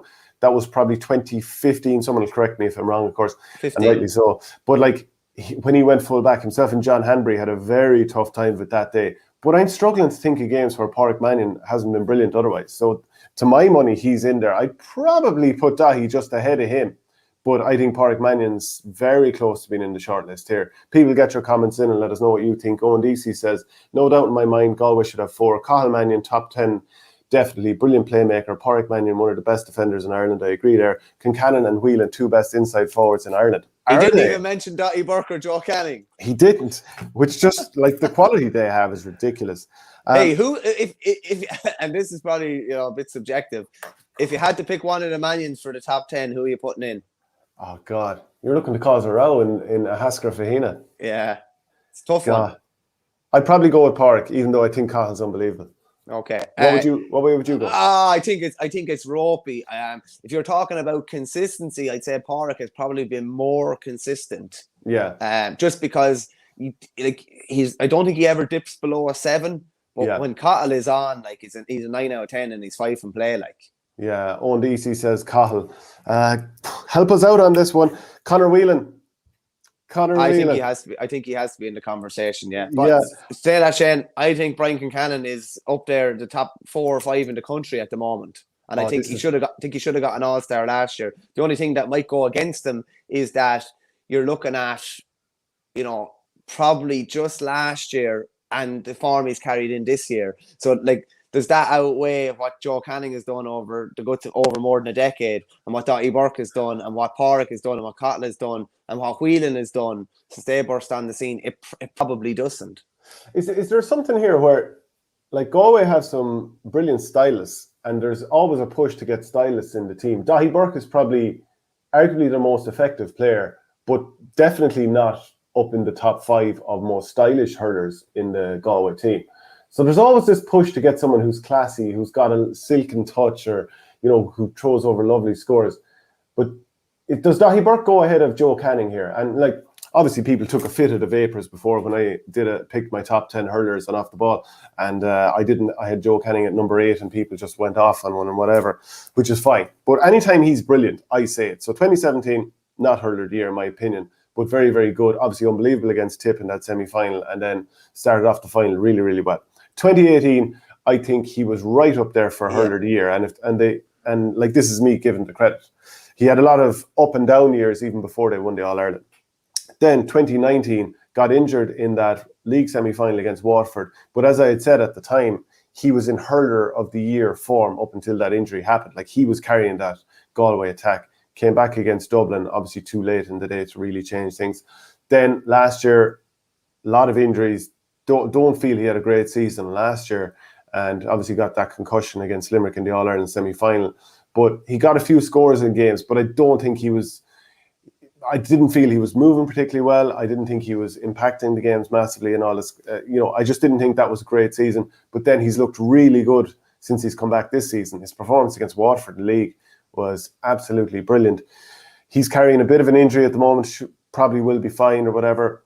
Do you take him or do you take Conor Whelan? Do you take him or do you take Concannon? Do you take him or take Dahi Burke? I mean, you couldn't be more two ends of the scale in terms of silkiness between Dahi Burke, the tractor driving through, versus, Joe Canning, obviously an awful lot silkier. Between those two lads, who are you taking, Dahi Burke or Joe Canning? I would probably. Oh, Jesus Christ! That's it's an awful question. You go to give an answer and you just think, if you're looking, I don't know, Shane. To be honest with you, that's very difficult. Jenny Mac. People out there, get your comments in, help us out. Like, Joe Canning's been a hurler of the year. He has a few All-Stars in the bag. He's done all he's done with club. He's looking really good now this year as well. 32 years of age. He's still producing. TJ Reid. He's younger than TJ Reid. He's about the same age as Seamus Callanan. We'll have to check the birth cert. I'm not sure who's slightly older. So that's a tough one now. But we're going to have to pick between a couple of these Galway lads. Isn't it? It's standing out here that we're having to agonise mostly over Limerick and Galway. But we're going to have to just pick a couple from each and kind of leave it at that. Shane, I think Concannon could be hurler of the year this year. I genuinely do. But I'm happy to leave him off on the body of work that others have done over him. Okay, so I don't see an issue with having a short list of potentially 5 from Galway. There's only going to be max 4 on it. I think Dottie has to be on it. I think Joe Canning has to be on it. I think Whelan has to be on it, and probably the 2 Manions. So that's 5. And you're leaving out Brian Concannon, who you think could be hurler of the year. Yeah, no, I am, because just like last year, he lit it up, and he lit it up to an extent in 2019 as well. It was brilliant in the league. But I just don't. He doesn't have the same amount, doesn't have the same stock in the bank as the other guys. Yeah. Oh, Darragh Turley, Dahi Burke has 5 All-Stars in 6 years, while Joe only has 3. Even though Joe has been about for much longer, Dahi ahead of Joe. Owen Deasy, 4 points in play in 4 games last year. He was poor last year, and if we're doing it on consistency, then Mannion, Whelan and Concannon in front of him. And when he refers to him and the 4 points from 4 games, that's Joe Canning he's talking about. Mark Corker and Seamus Callanan is the inside forward of his generation. Yeah, I wouldn't disagree with that, yeah. Between himself and Patrick Horgan. And if people think that there's somebody else in that conversation, I mean, Joe Canning played inside for a number of years, but then arguably it's kind of turned everything for Galway, moving him a bit further outside. So Dottie Burke, when you talk about Dottie Burke, like, he's the full back of his generation. What was getting him in full back the thing that took Galway from serial contenders to All-Ireland winners? I'd say so, yeah. You would. Well, look at the consistency. Like, I think he played 2.5 games last year and won an All-Star cornerback. Like, that's how good he was. That's how important he was. I'm happy enough to have 5 Galway at the moment. I think it's going to be max 4, maybe more likely 3 in the final conversation. Yeah. Okay, so here's the short list we have. Tony Kelly, Stephen Bennett, Jamie Barron, maybe Austin Gleeson, Patrick Horgan, Keane Lynch, Sean Finn, Grode Hegarty, Seamus Callanan, and then 5 players from Galway, which is Dahi Burke, Pádraig Mannion, Conor Whelan, Cathal Mannion, Joe Canning. And, hold on a second now. If we have 5 from Galway, like, Tom Morrissey has to be on the Limerick shortlist. Yeah. Grode McInerney not in the conversation, says Owen Deasy. I don't think you could make a case for that. I don't think so, especially at the moment. His position, even starting in the team, might be in conversation after being taken off against Cork. Might be a bit of an exaggeration, but you have to look at that. So you're saying that Tom Morrissey has to be in the conversation? I right? think he has to be in the conversation. If you look at 18, 19, and 20, he's been quietish this year. To be fair, no, he was brilliant against Cork, so his form is coming right at the right time. So, like, if we're putting in 5 from Galway, I think. I tell you what I will say about Limerick. The best thing you can say about them is how many lads. You mightn't have a ball of lads that are going to be in the top 10, but if you're picking the top 20, you could have, you could throw in Hayes, you could throw in Dan Morrissey, you could throw in Aaron Gallan, you could throw in who else? Seamus Flanagan, who's been brilliant this year, by the way, in serious form. Like that's I've always said about Limerick. Like, there's some class players, but they are the sum of their parts. They've got guys, a load of guys at like 8 out of 10 nearly the whole time. Which other teams are a bit more up and down, or maybe have a guy at 9, and then a guy at 6.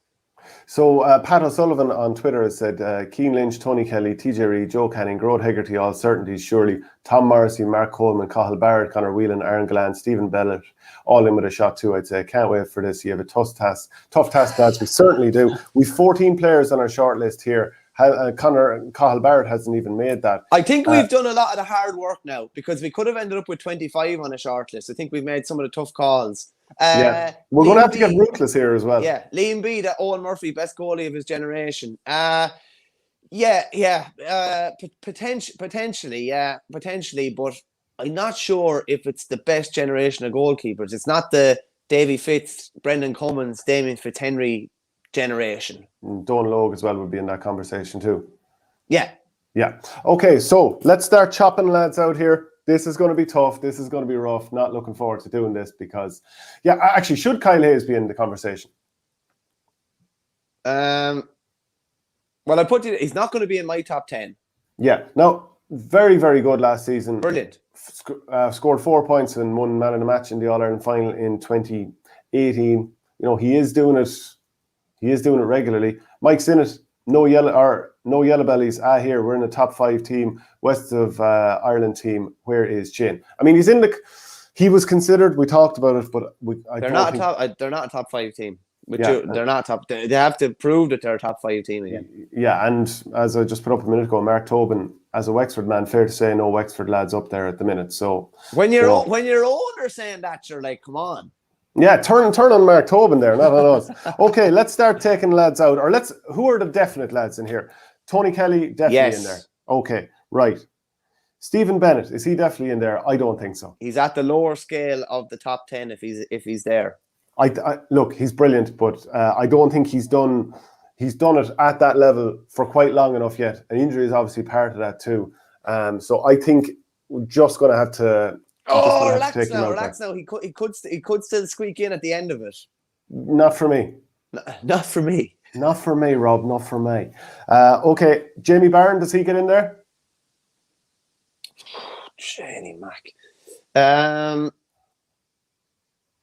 At the moment, I'd have Stephen Bennett ahead of Jamie Barron. Okay, that's fair enough. Would you have Austin Gleeson in here? No. Okay, so I'm going to run through some of the players that might be in the battle for the top 10. So I think Austin Gleeson, Bennett and Barron. You could probably throw a blanket over the 3 of them. They're all absolutely brilliant, but is a Waterford lad getting in there? Would you put any of them ahead of Dahi Burke? No.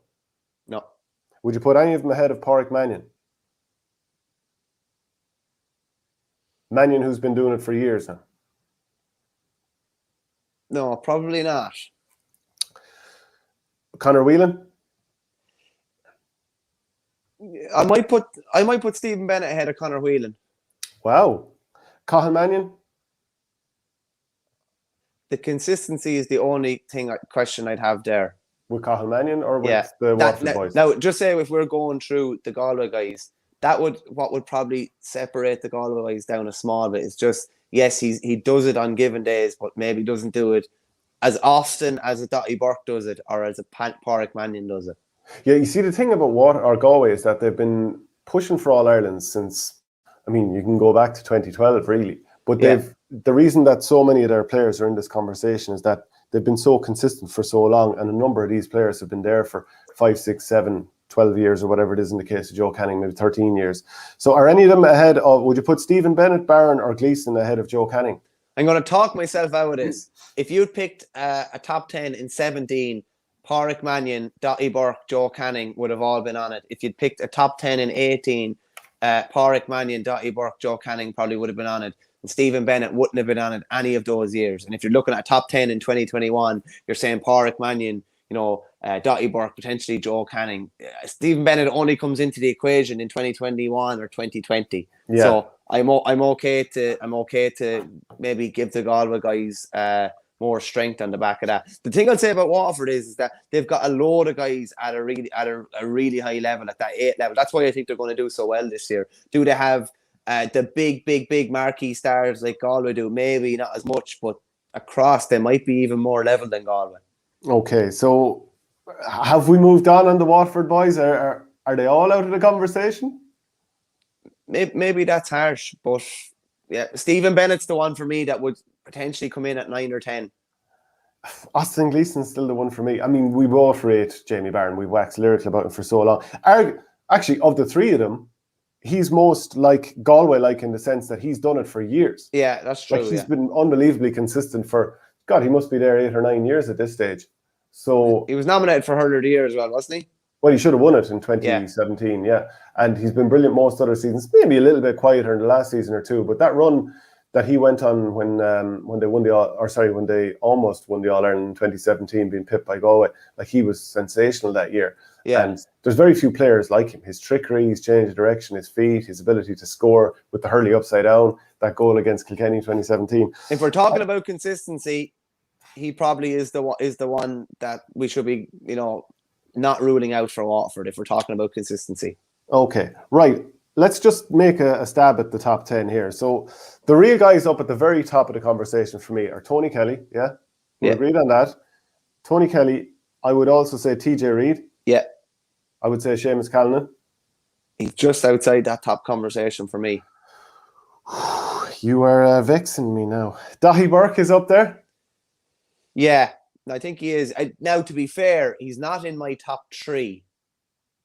Okay, and Patrick Horgan's up there? 1 second. Doing it for years now. Yeah. Patrick Horgan is probably just outside my top 3 as well. Okay. But I'm even talking getting it down to even 10. No, he's top 5 anyway, definitely. Okay. Yeah. I think Ronan Maher is brilliant, but I'm not sure he's quite in the top 10 here. So of these, Keane Lynch. Yeah, upper echelon. Yeah, upper echelon. Groat Hegarty. I mean, before 2018, we would never have really considered putting him in this conversation. He's 26 or 27 now. So, body of work type thing, you could make an argument that Jamie Barron did more of it for longer. But then again, on form lines, Groat Hegarty would certainly be ahead. So that's why it's such a difficult conversation.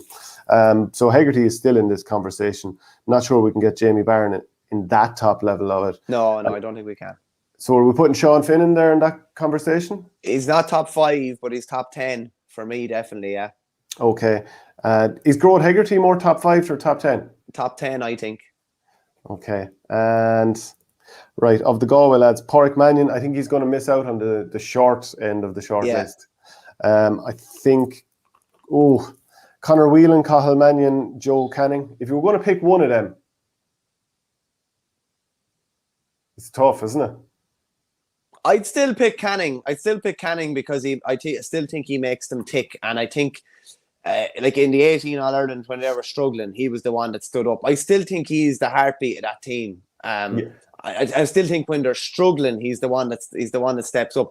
Like it's ifs and buts, but if he'd still been on the field in the last 5 or 10 minutes of the All-Ireland final, maybe he would have provided that leadership to get them over the line that maybe others weren't able to provide.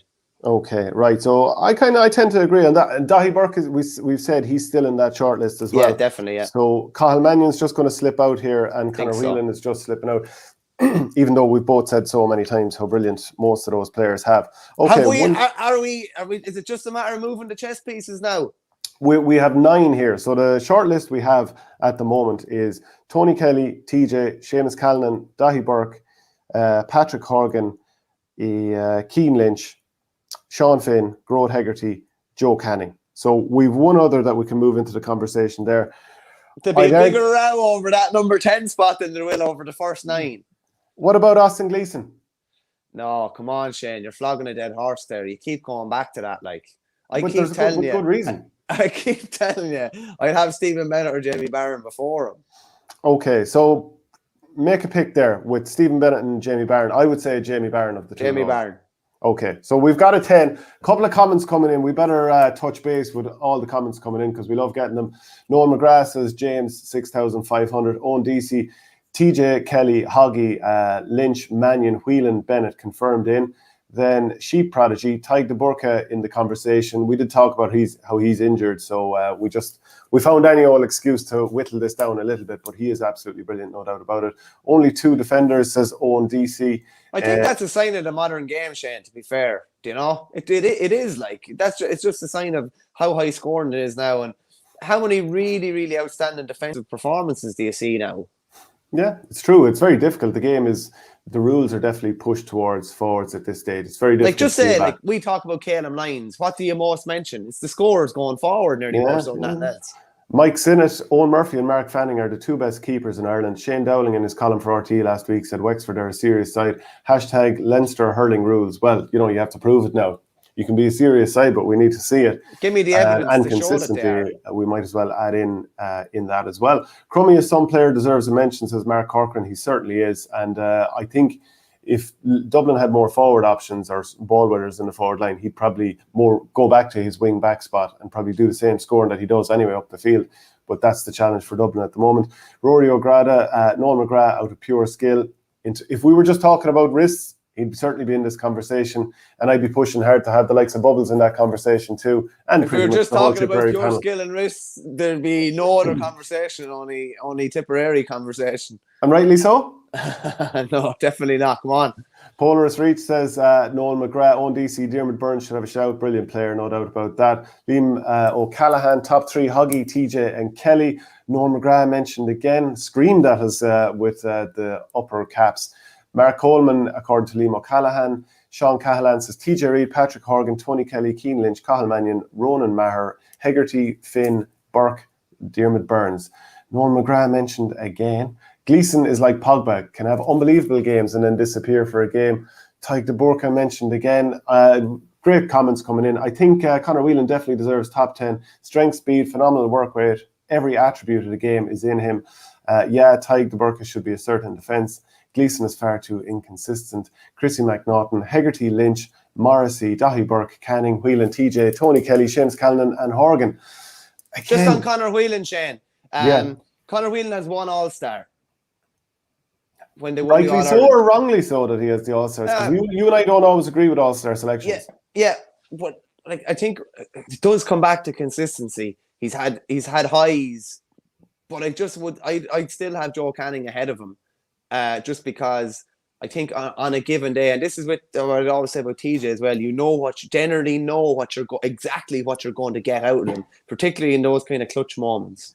Yeah. I think we need to start putting pen to paper here. Yeah, we're going to have to start wrapping this up. So JOMDD, completely baffled as to how Noel McGrath has missed out. Lynch is great, of course, but do tricks and flicks really beat elite vision, awareness and longevity from McGrath? That's obviously doing down Lynch a nice bit there, but you'd have to say Noel McGrath has been absolutely brilliant. But here's one for you, Shane. Would Noel McGrath make the Limerick side at the moment?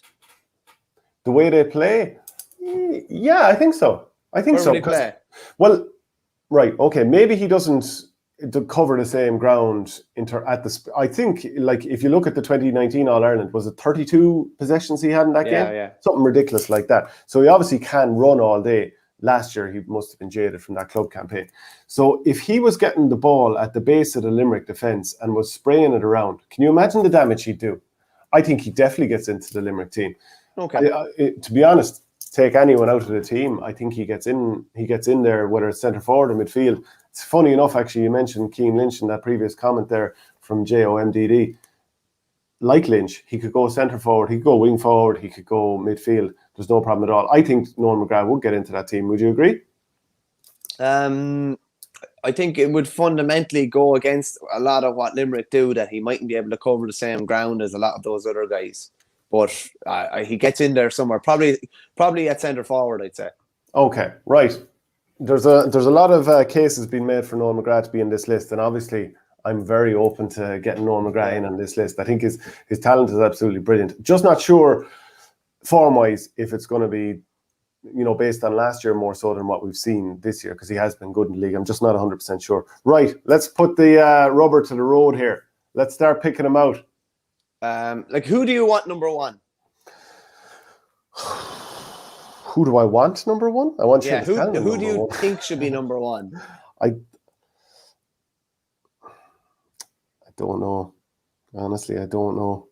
This is so tough. I mean, Tony Kelly is so good. Patrick Horgan's so good. TJ is so good. Callan is so good. Keane Lynch is so good. Canning, so good. Oh my God. Shane, I'm going to contradict myself a small bit here. Yeah. You know how much the modern game is changing and how much speed is everything in the modern game. Yeah. So I think over the next couple of years, TJ is not going to get any faster. Yeah. But Tony Kelly could potentially get faster, and the speed he has just unlocks defenses. I probably would make a case for Kelly being number one. Would you? I probably would, yeah. And I know that slightly contradicts what I said earlier about TJ winning ball in those clutch situations, but they're probably less and less now, and it is becoming a more possession game. And Tony Kelly can kill you in so many ways, off left or right, from 100 yards. He can take you on for pace inside as well. And I think, he is pretty much carrying a team on his back as well. And up until that quarter-final last year, he gave, if he'd been fully fit and Clare had been beaten in that All-Ireland quarter-final and he delivered anything like what we'd seen against Limerick, Wexford or Laois, he could have potentially been Hurler of the Year, because he was that good, and he was that good in the games he played in this year's league as well. So I would make a case for him number one. Yeah, I think Tony Kelly's right there at number one. Yeah, so real short list, the shortest of the short list, Tony Kelly. Does TJ Reid get in the shortest of the short list? Right, so I think he's still obviously unbelievable, arguably the best hand in the game.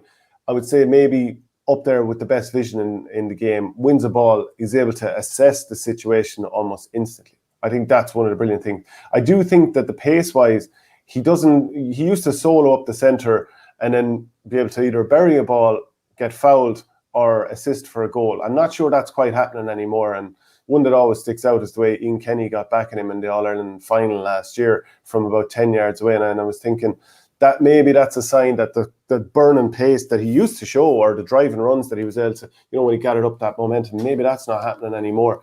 And his form in the league was a little bit erratic, quiet at times, very quiet in the Leinster final last year. For the vast, vast majority of the game, Joseph Cooney did a great job up until the goal. And this is the thing, he can still kind of turn a game very, very quickly for you. Was he that good in the All-Ireland semi-final last year? I mean, this is all within, we have him up in the conversation for the best hurler. So he's obviously brilliant, but we're looking for fine margins. I don't think he could be number one here. I think he'll be in the short of the short list here, but I don't think number one for TJ Reid. I would agree. I would agree. And the pace thing is probably the thing that comes in for it, but I think he's 2 or 3 for me. He's definitely still right there. Yeah. Okay, so who else is in there? You've pushed hard at some stages saying we want to see the form lately, and then in other stages it's the form over years. If we're talking summer hurling, delivering many, many years, Seamus Callan is in the conversation right beside TJ Reid at the very least, because as I said earlier in the conversation, if you look at what they've both done from play in the All-Ireland finals where they both played, Callan has definitely double, if not treble, the amount of scores in those games. So that's for me why Callan is at least there beside him. Nominated for Hurler of the Year 4 times, winning at 1, 36 championship goals from play. No one can come even close. Yeah, he was out injured for a while, was quiet in his 2 league games, but he has such a body of work that there's no way that he can't be right there beside TJ. The 2 of them are side by side. Wherever they're picked, they're side by side. Be it 2-3, 3-4, 4-5, they're side by side. Okay, Patrick Horgan, absolutely brilliant. We could wax lyrical about him all day, and Michael Verney has just dropped off the conversation there. His internet connection might be a little bit ropey. We'll look at a couple of comments while we just wait for him to come back. Owen DC, TJ and Kelly 1 and 2. Mark Corcoran. I've never seen a player able to make space for himself like Noel McGrath. Pace doesn't matter when you can read the game. This year he's added goals to his game and lays them on. Michael, I'm just going through a couple of the comments here. Joe Butler, TJ number 1, Patrick Hickey, Tony Kelly on form number 1. We've already looked at that comment. And no, listen to Hurler. He's an artist and he's one of the most intelligent hurlers to ever do it, says Polaris Reach. Mark Corcoran, Concannon is the man this year, much better than anyone in Galway this year. Class. Top 5 from Sylvia M. Kelly, Reid, Canning, Lynch, Horgan. Mark Tobin goes with similar, and then these are all forwards, says Liam Ryan. Okay, where does Patrick Horgan fit in this? So we have Tony Kelly currently at the very top end with TJ Reid and Seamus Callan there. I think based on his record over the years, he's been absolutely brilliant, put up huge scores, but I don't think he could have Horgan ahead of Reid and Callan. They might have he might have the same talent, different type, but same sort of quality overall if you were to add everything up and average it out. But I put Horgan just behind TJ and Seamus Callan if you're just talking about those players. I put it straight out to you, Shane. I think my top 5 is Tony Kelly 1, TJ Reid 2, Seamus Callan 3, Patrick Horgan 4, and Cian Lynch 5. That's my top 5 there. Overall? Yeah. And wow. Sean Finn? Very close, yeah. I think if I'm picking the top 5, then we can go down 6, 7, 8, 9, 10. That's my top 5 there. Okay, I'm not fully sure I'd go along with Tony Kelly, TJ Callan, Horgan, Cian Lynch. Do people agree with that? Get your comments in. Sean Finn. Shane, I'd be very careful now. I think Cian Lynch is brilliant, but I'm not going to get lost in this tricks and flicks thing too much. And this, he's class, don't get me wrong, but I don't think I'd have him over a TJ Reid or probably a Seamus Callan or a Patrick Horgan at the moment. So where is Joe Canning fitting in this for you?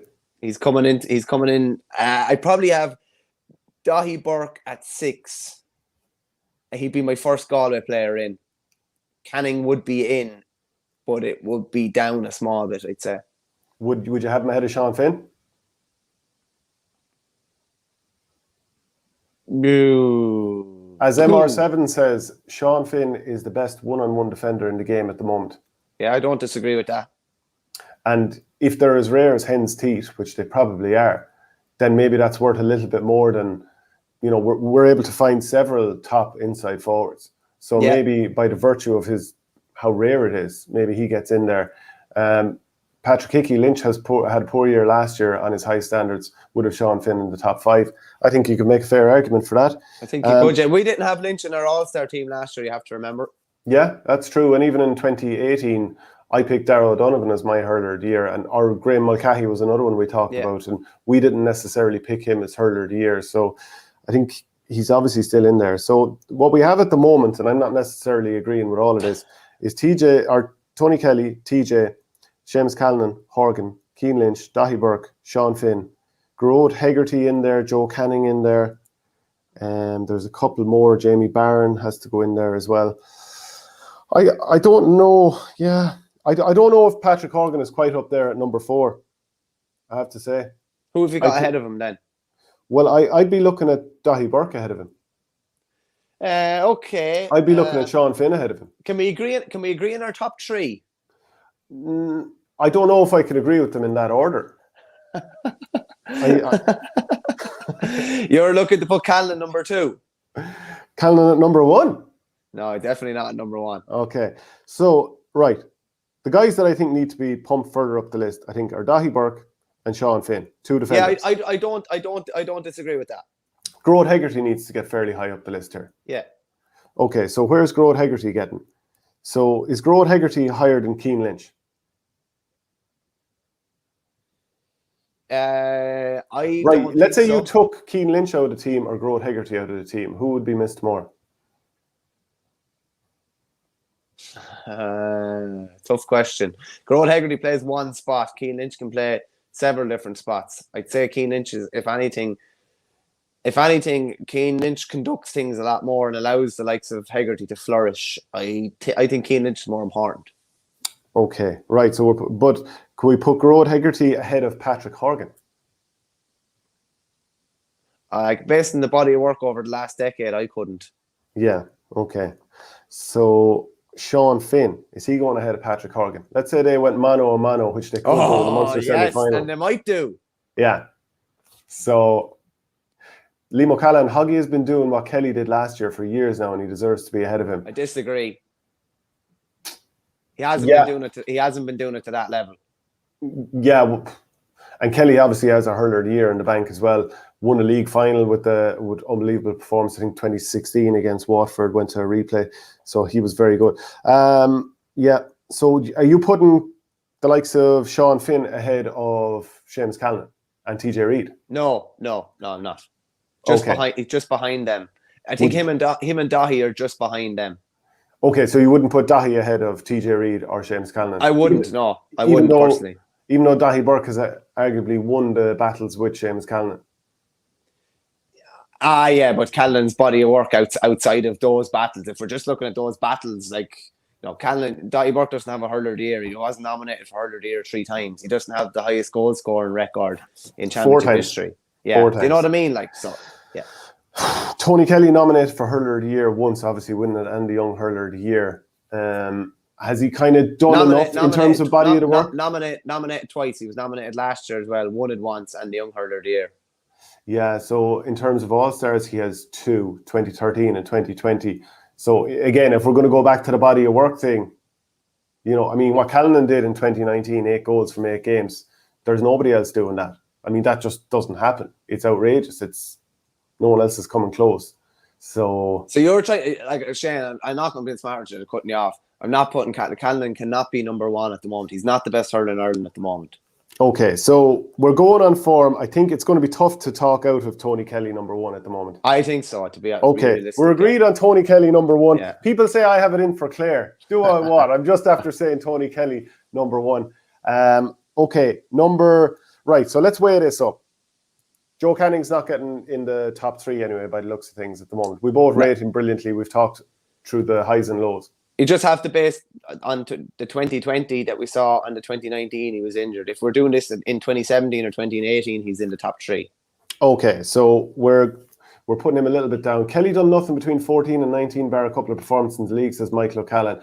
I can't agree with that. Yeah, obviously drove Kelly or Clare, an average enough Clare team to a league title, and also what he did with Ballier too. But obviously, if we go down the club route, that's another conversation altogether. Liam B01, Tony Kelly is a fantastic hurler, but he was very inconsistent up until the last couple of years. Didn't do much after the 13 All-Ireland up until 19. Very inconsistent in between, whereas Patrick Coleman says Kelly defo number 1. Okay, Sean, so number 1 is Tony Kelly. Then, now we got to pick a number 2. So the short of the short list is TJ Reid, Seamus Callan, Cian Lynch. So Dahi Burke, Sean Finn, a little bit behind that. Road Hegarty, Jamie Barr and Joe Canning, the likes of those as well. So who are you picking for number 2? I'm stumping for Reid number 2. Even though Seamus Callan's performances in All-Irelands between Tip and Kilkenny, he scored far, far more from play, nominated for Hurler of the Year more often, scored far more championship games. I don't agree. I think it has to be Callan number 2. I'd prefer not to be still here with this show going on to be about 3 hours long. So I feel like there's going to have to be some little bit of give here, even though I think TJ Reid should be definitely number 2. I think he's closer to being number 1 than Callan is. I'll put it to you that way. Right, okay. So does that mean that you're accepting Callan as number 2? Oh Jesus! I'll probably get slated. I do have other things to do today, and I don't fancy arguing with you for the next 10 or 15 minutes. I think it's a disgrace that TJ Reid wouldn't be in the top 2. Okay, so Callan number 2, TJ Reid number 3. Absolute joke.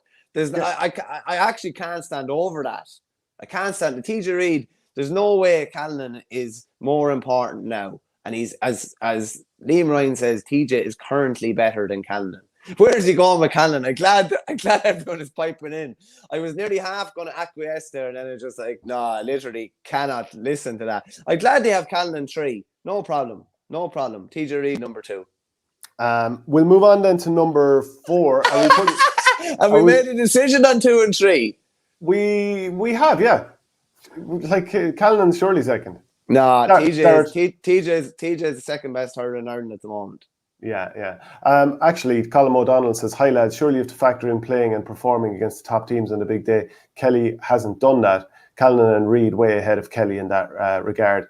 TJ has been doing it since 4 points Tony as a sub Kelly in hit a 08. championship record score against the All-Ireland champions last year in the Munster quarter-final. Yeah. So is Cian Lynch coming after or before Sean Finn and Daithí Burke? I'm going to say after, actually. I'm going to contradict what I said before. When you look at it, you say Daithí Burke is the best fullback of his generation. And at the moment, Sean Finn is the best cornerback of his generation. Yeah, I'd go with Daithí Burke 4, Sean Finn 5. Patrick Horgan 6. 7 then, Grode Hegarty. You still haven't mentioned Cian Lynch. Oh, indeed. So you're putting Patrick Horgan against Lynch or ahead of Lynch? Yeah, I probably would. Okay, right. So number 8 then, Grode Hegarty, Jamie Byrne. What about Joe Canning? Joe Canning, yeah, we have to fit him in too. Ooh, that's tough now. I'd have Canning in ahead of Hegarty. And I'd probably have him in ahead of Patrick Horgan. Canning? Yeah. Oh, if you look, debut in 08? Yeah. Like current form just keeps Canning away from the top 3 or 4. But, legacy form definitely means he's the best of the rest. Okay, so, damn it. So, are we putting Joe in at 6? Or are we keeping him a little bit further down? That's Joe in at 6, just behind Sean Finn and Daithí Burke. Yeah, ahead of Cian Lynch. Yeah, I'm okay with that. Okay, well, Joe in at 6. And so Horgan's still going ahead of Cian Lynch? Horgan 7, Lynch 8. Hegarty 9. Jamie Byrne? Well, Shane, you can't have Jamie Byrne ahead of Pádraig Mannion. And you want Stephen Bennett ahead of Jamie Byrne? Yeah, but I'd be happy with Pádraig Mannion at 10. Pádraig Mannion at 10. Okay, let's just quickly run over some other options in case I left 2 and 3, Shane. So 2 and 3 is still a massive. TJ's number 2. If he's not number 2, he's number 1. Right. Tony Kelly. I'll just run through all the players in case we've missed anybody, and then we'll just settle that one.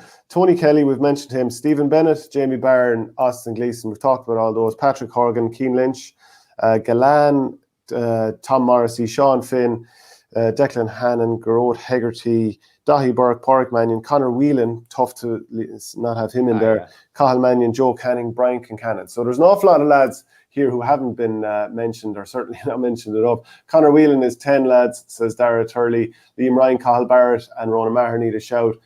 Patrick Hickey, not enough tip men in this, killing Shane. Yeah, but see, what he's trying to do as a result of that is he's trying to get Callan up to 2, even though I don't think he currently deserves to be number 2. Okay, there's lots of comments coming in there, and we're obviously wrecking people's heads at this stage. Concannon blows away Galway opposition out of the water, serious form. Ronan Maher, Nolan McGrath, Cathal Mannion, all ahead of Pádraig Mannion. Democracy is dead if Shane doesn't put TJ at 2. Okay, the comments have come in. I'm going to have to accept it at this stage. Enough people have said TJ Reid. Look, it's personal opinion. This is a sort of a democratic thing where you and I are trying to horse trade and agree. Yeah. Let's go with it at that. I'll just shout me our 1 to 10. Yeah, so this is it. Final time now. A lot of agonising, a lot of pencil scratching. Tony Kelly in as the best hurler in Ireland right now. We've added it up. That's our power rankings. Tony Kelly is number 1. Are we right? Are we wrong? That's what we're going with. He's just been sensational in the last year or so, and obviously he has a hurler year long before that. TJ Reid in at number 2. We're kind of weighing it up. We're giving the good, bad, the indifferent, but obviously within that, he and the rest of the guys in this list are all absolutely brilliant. We put TJ Reid number 2. Seamus Callan in here at number 3. You're happy enough with that? I know, I am happy with that, yeah. Daithí Burke in at number 4, 5 All-Stars the last 6 years, winning a load of club football or over the years, or club football titles as well. Sean Finn at number 5, so that's 2 defenders in at 4 and 5, which not everyone would have thought. No, I'm happy with that, yeah. Happy with that. That's balanced, yeah. Yeah, Joe Canning in at number 6. I think the way he's come back to form, I think you can certainly make that argument. If we hadn't seen what we've seen in those few league games based on last year, you might think, right, is he going to be the man that they're going to go with anymore? Like Conor Whelan could really be in here. He really could. And Brian Kincannon, outside of Daithí, though, Galway will not win an All-Ireland this year without Canning. Yeah, okay. Opinion, yeah. Yeah, but they probably wouldn't win one without Conor Whelan either. I think they're more likely to. Yeah, okay. So Joe Canning in at 6, Patrick Horgan in at number 7, Keane Lynch at number 8. Who do I have there at number? Grode Hegarty at number 9, and then Pádraig Mannion at number 10. Yeah, happy with that, Shane. Look, people, keep getting your comments in afterwards. Let us know what you think. That's it from myself and Michael Verney. That's our top 10 hurlers. Tig J Fanning, Patrick Horgan has to be top 5, lads. Has to be. Maybe if the team around him helped him out a little bit more, he might be. We both think he's absolutely brilliant.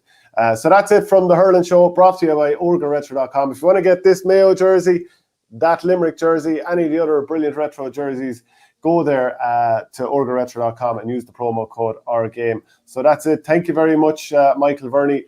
We'll be doing another show soon. Cheers, Shane. I'm going to go for a good lie down now.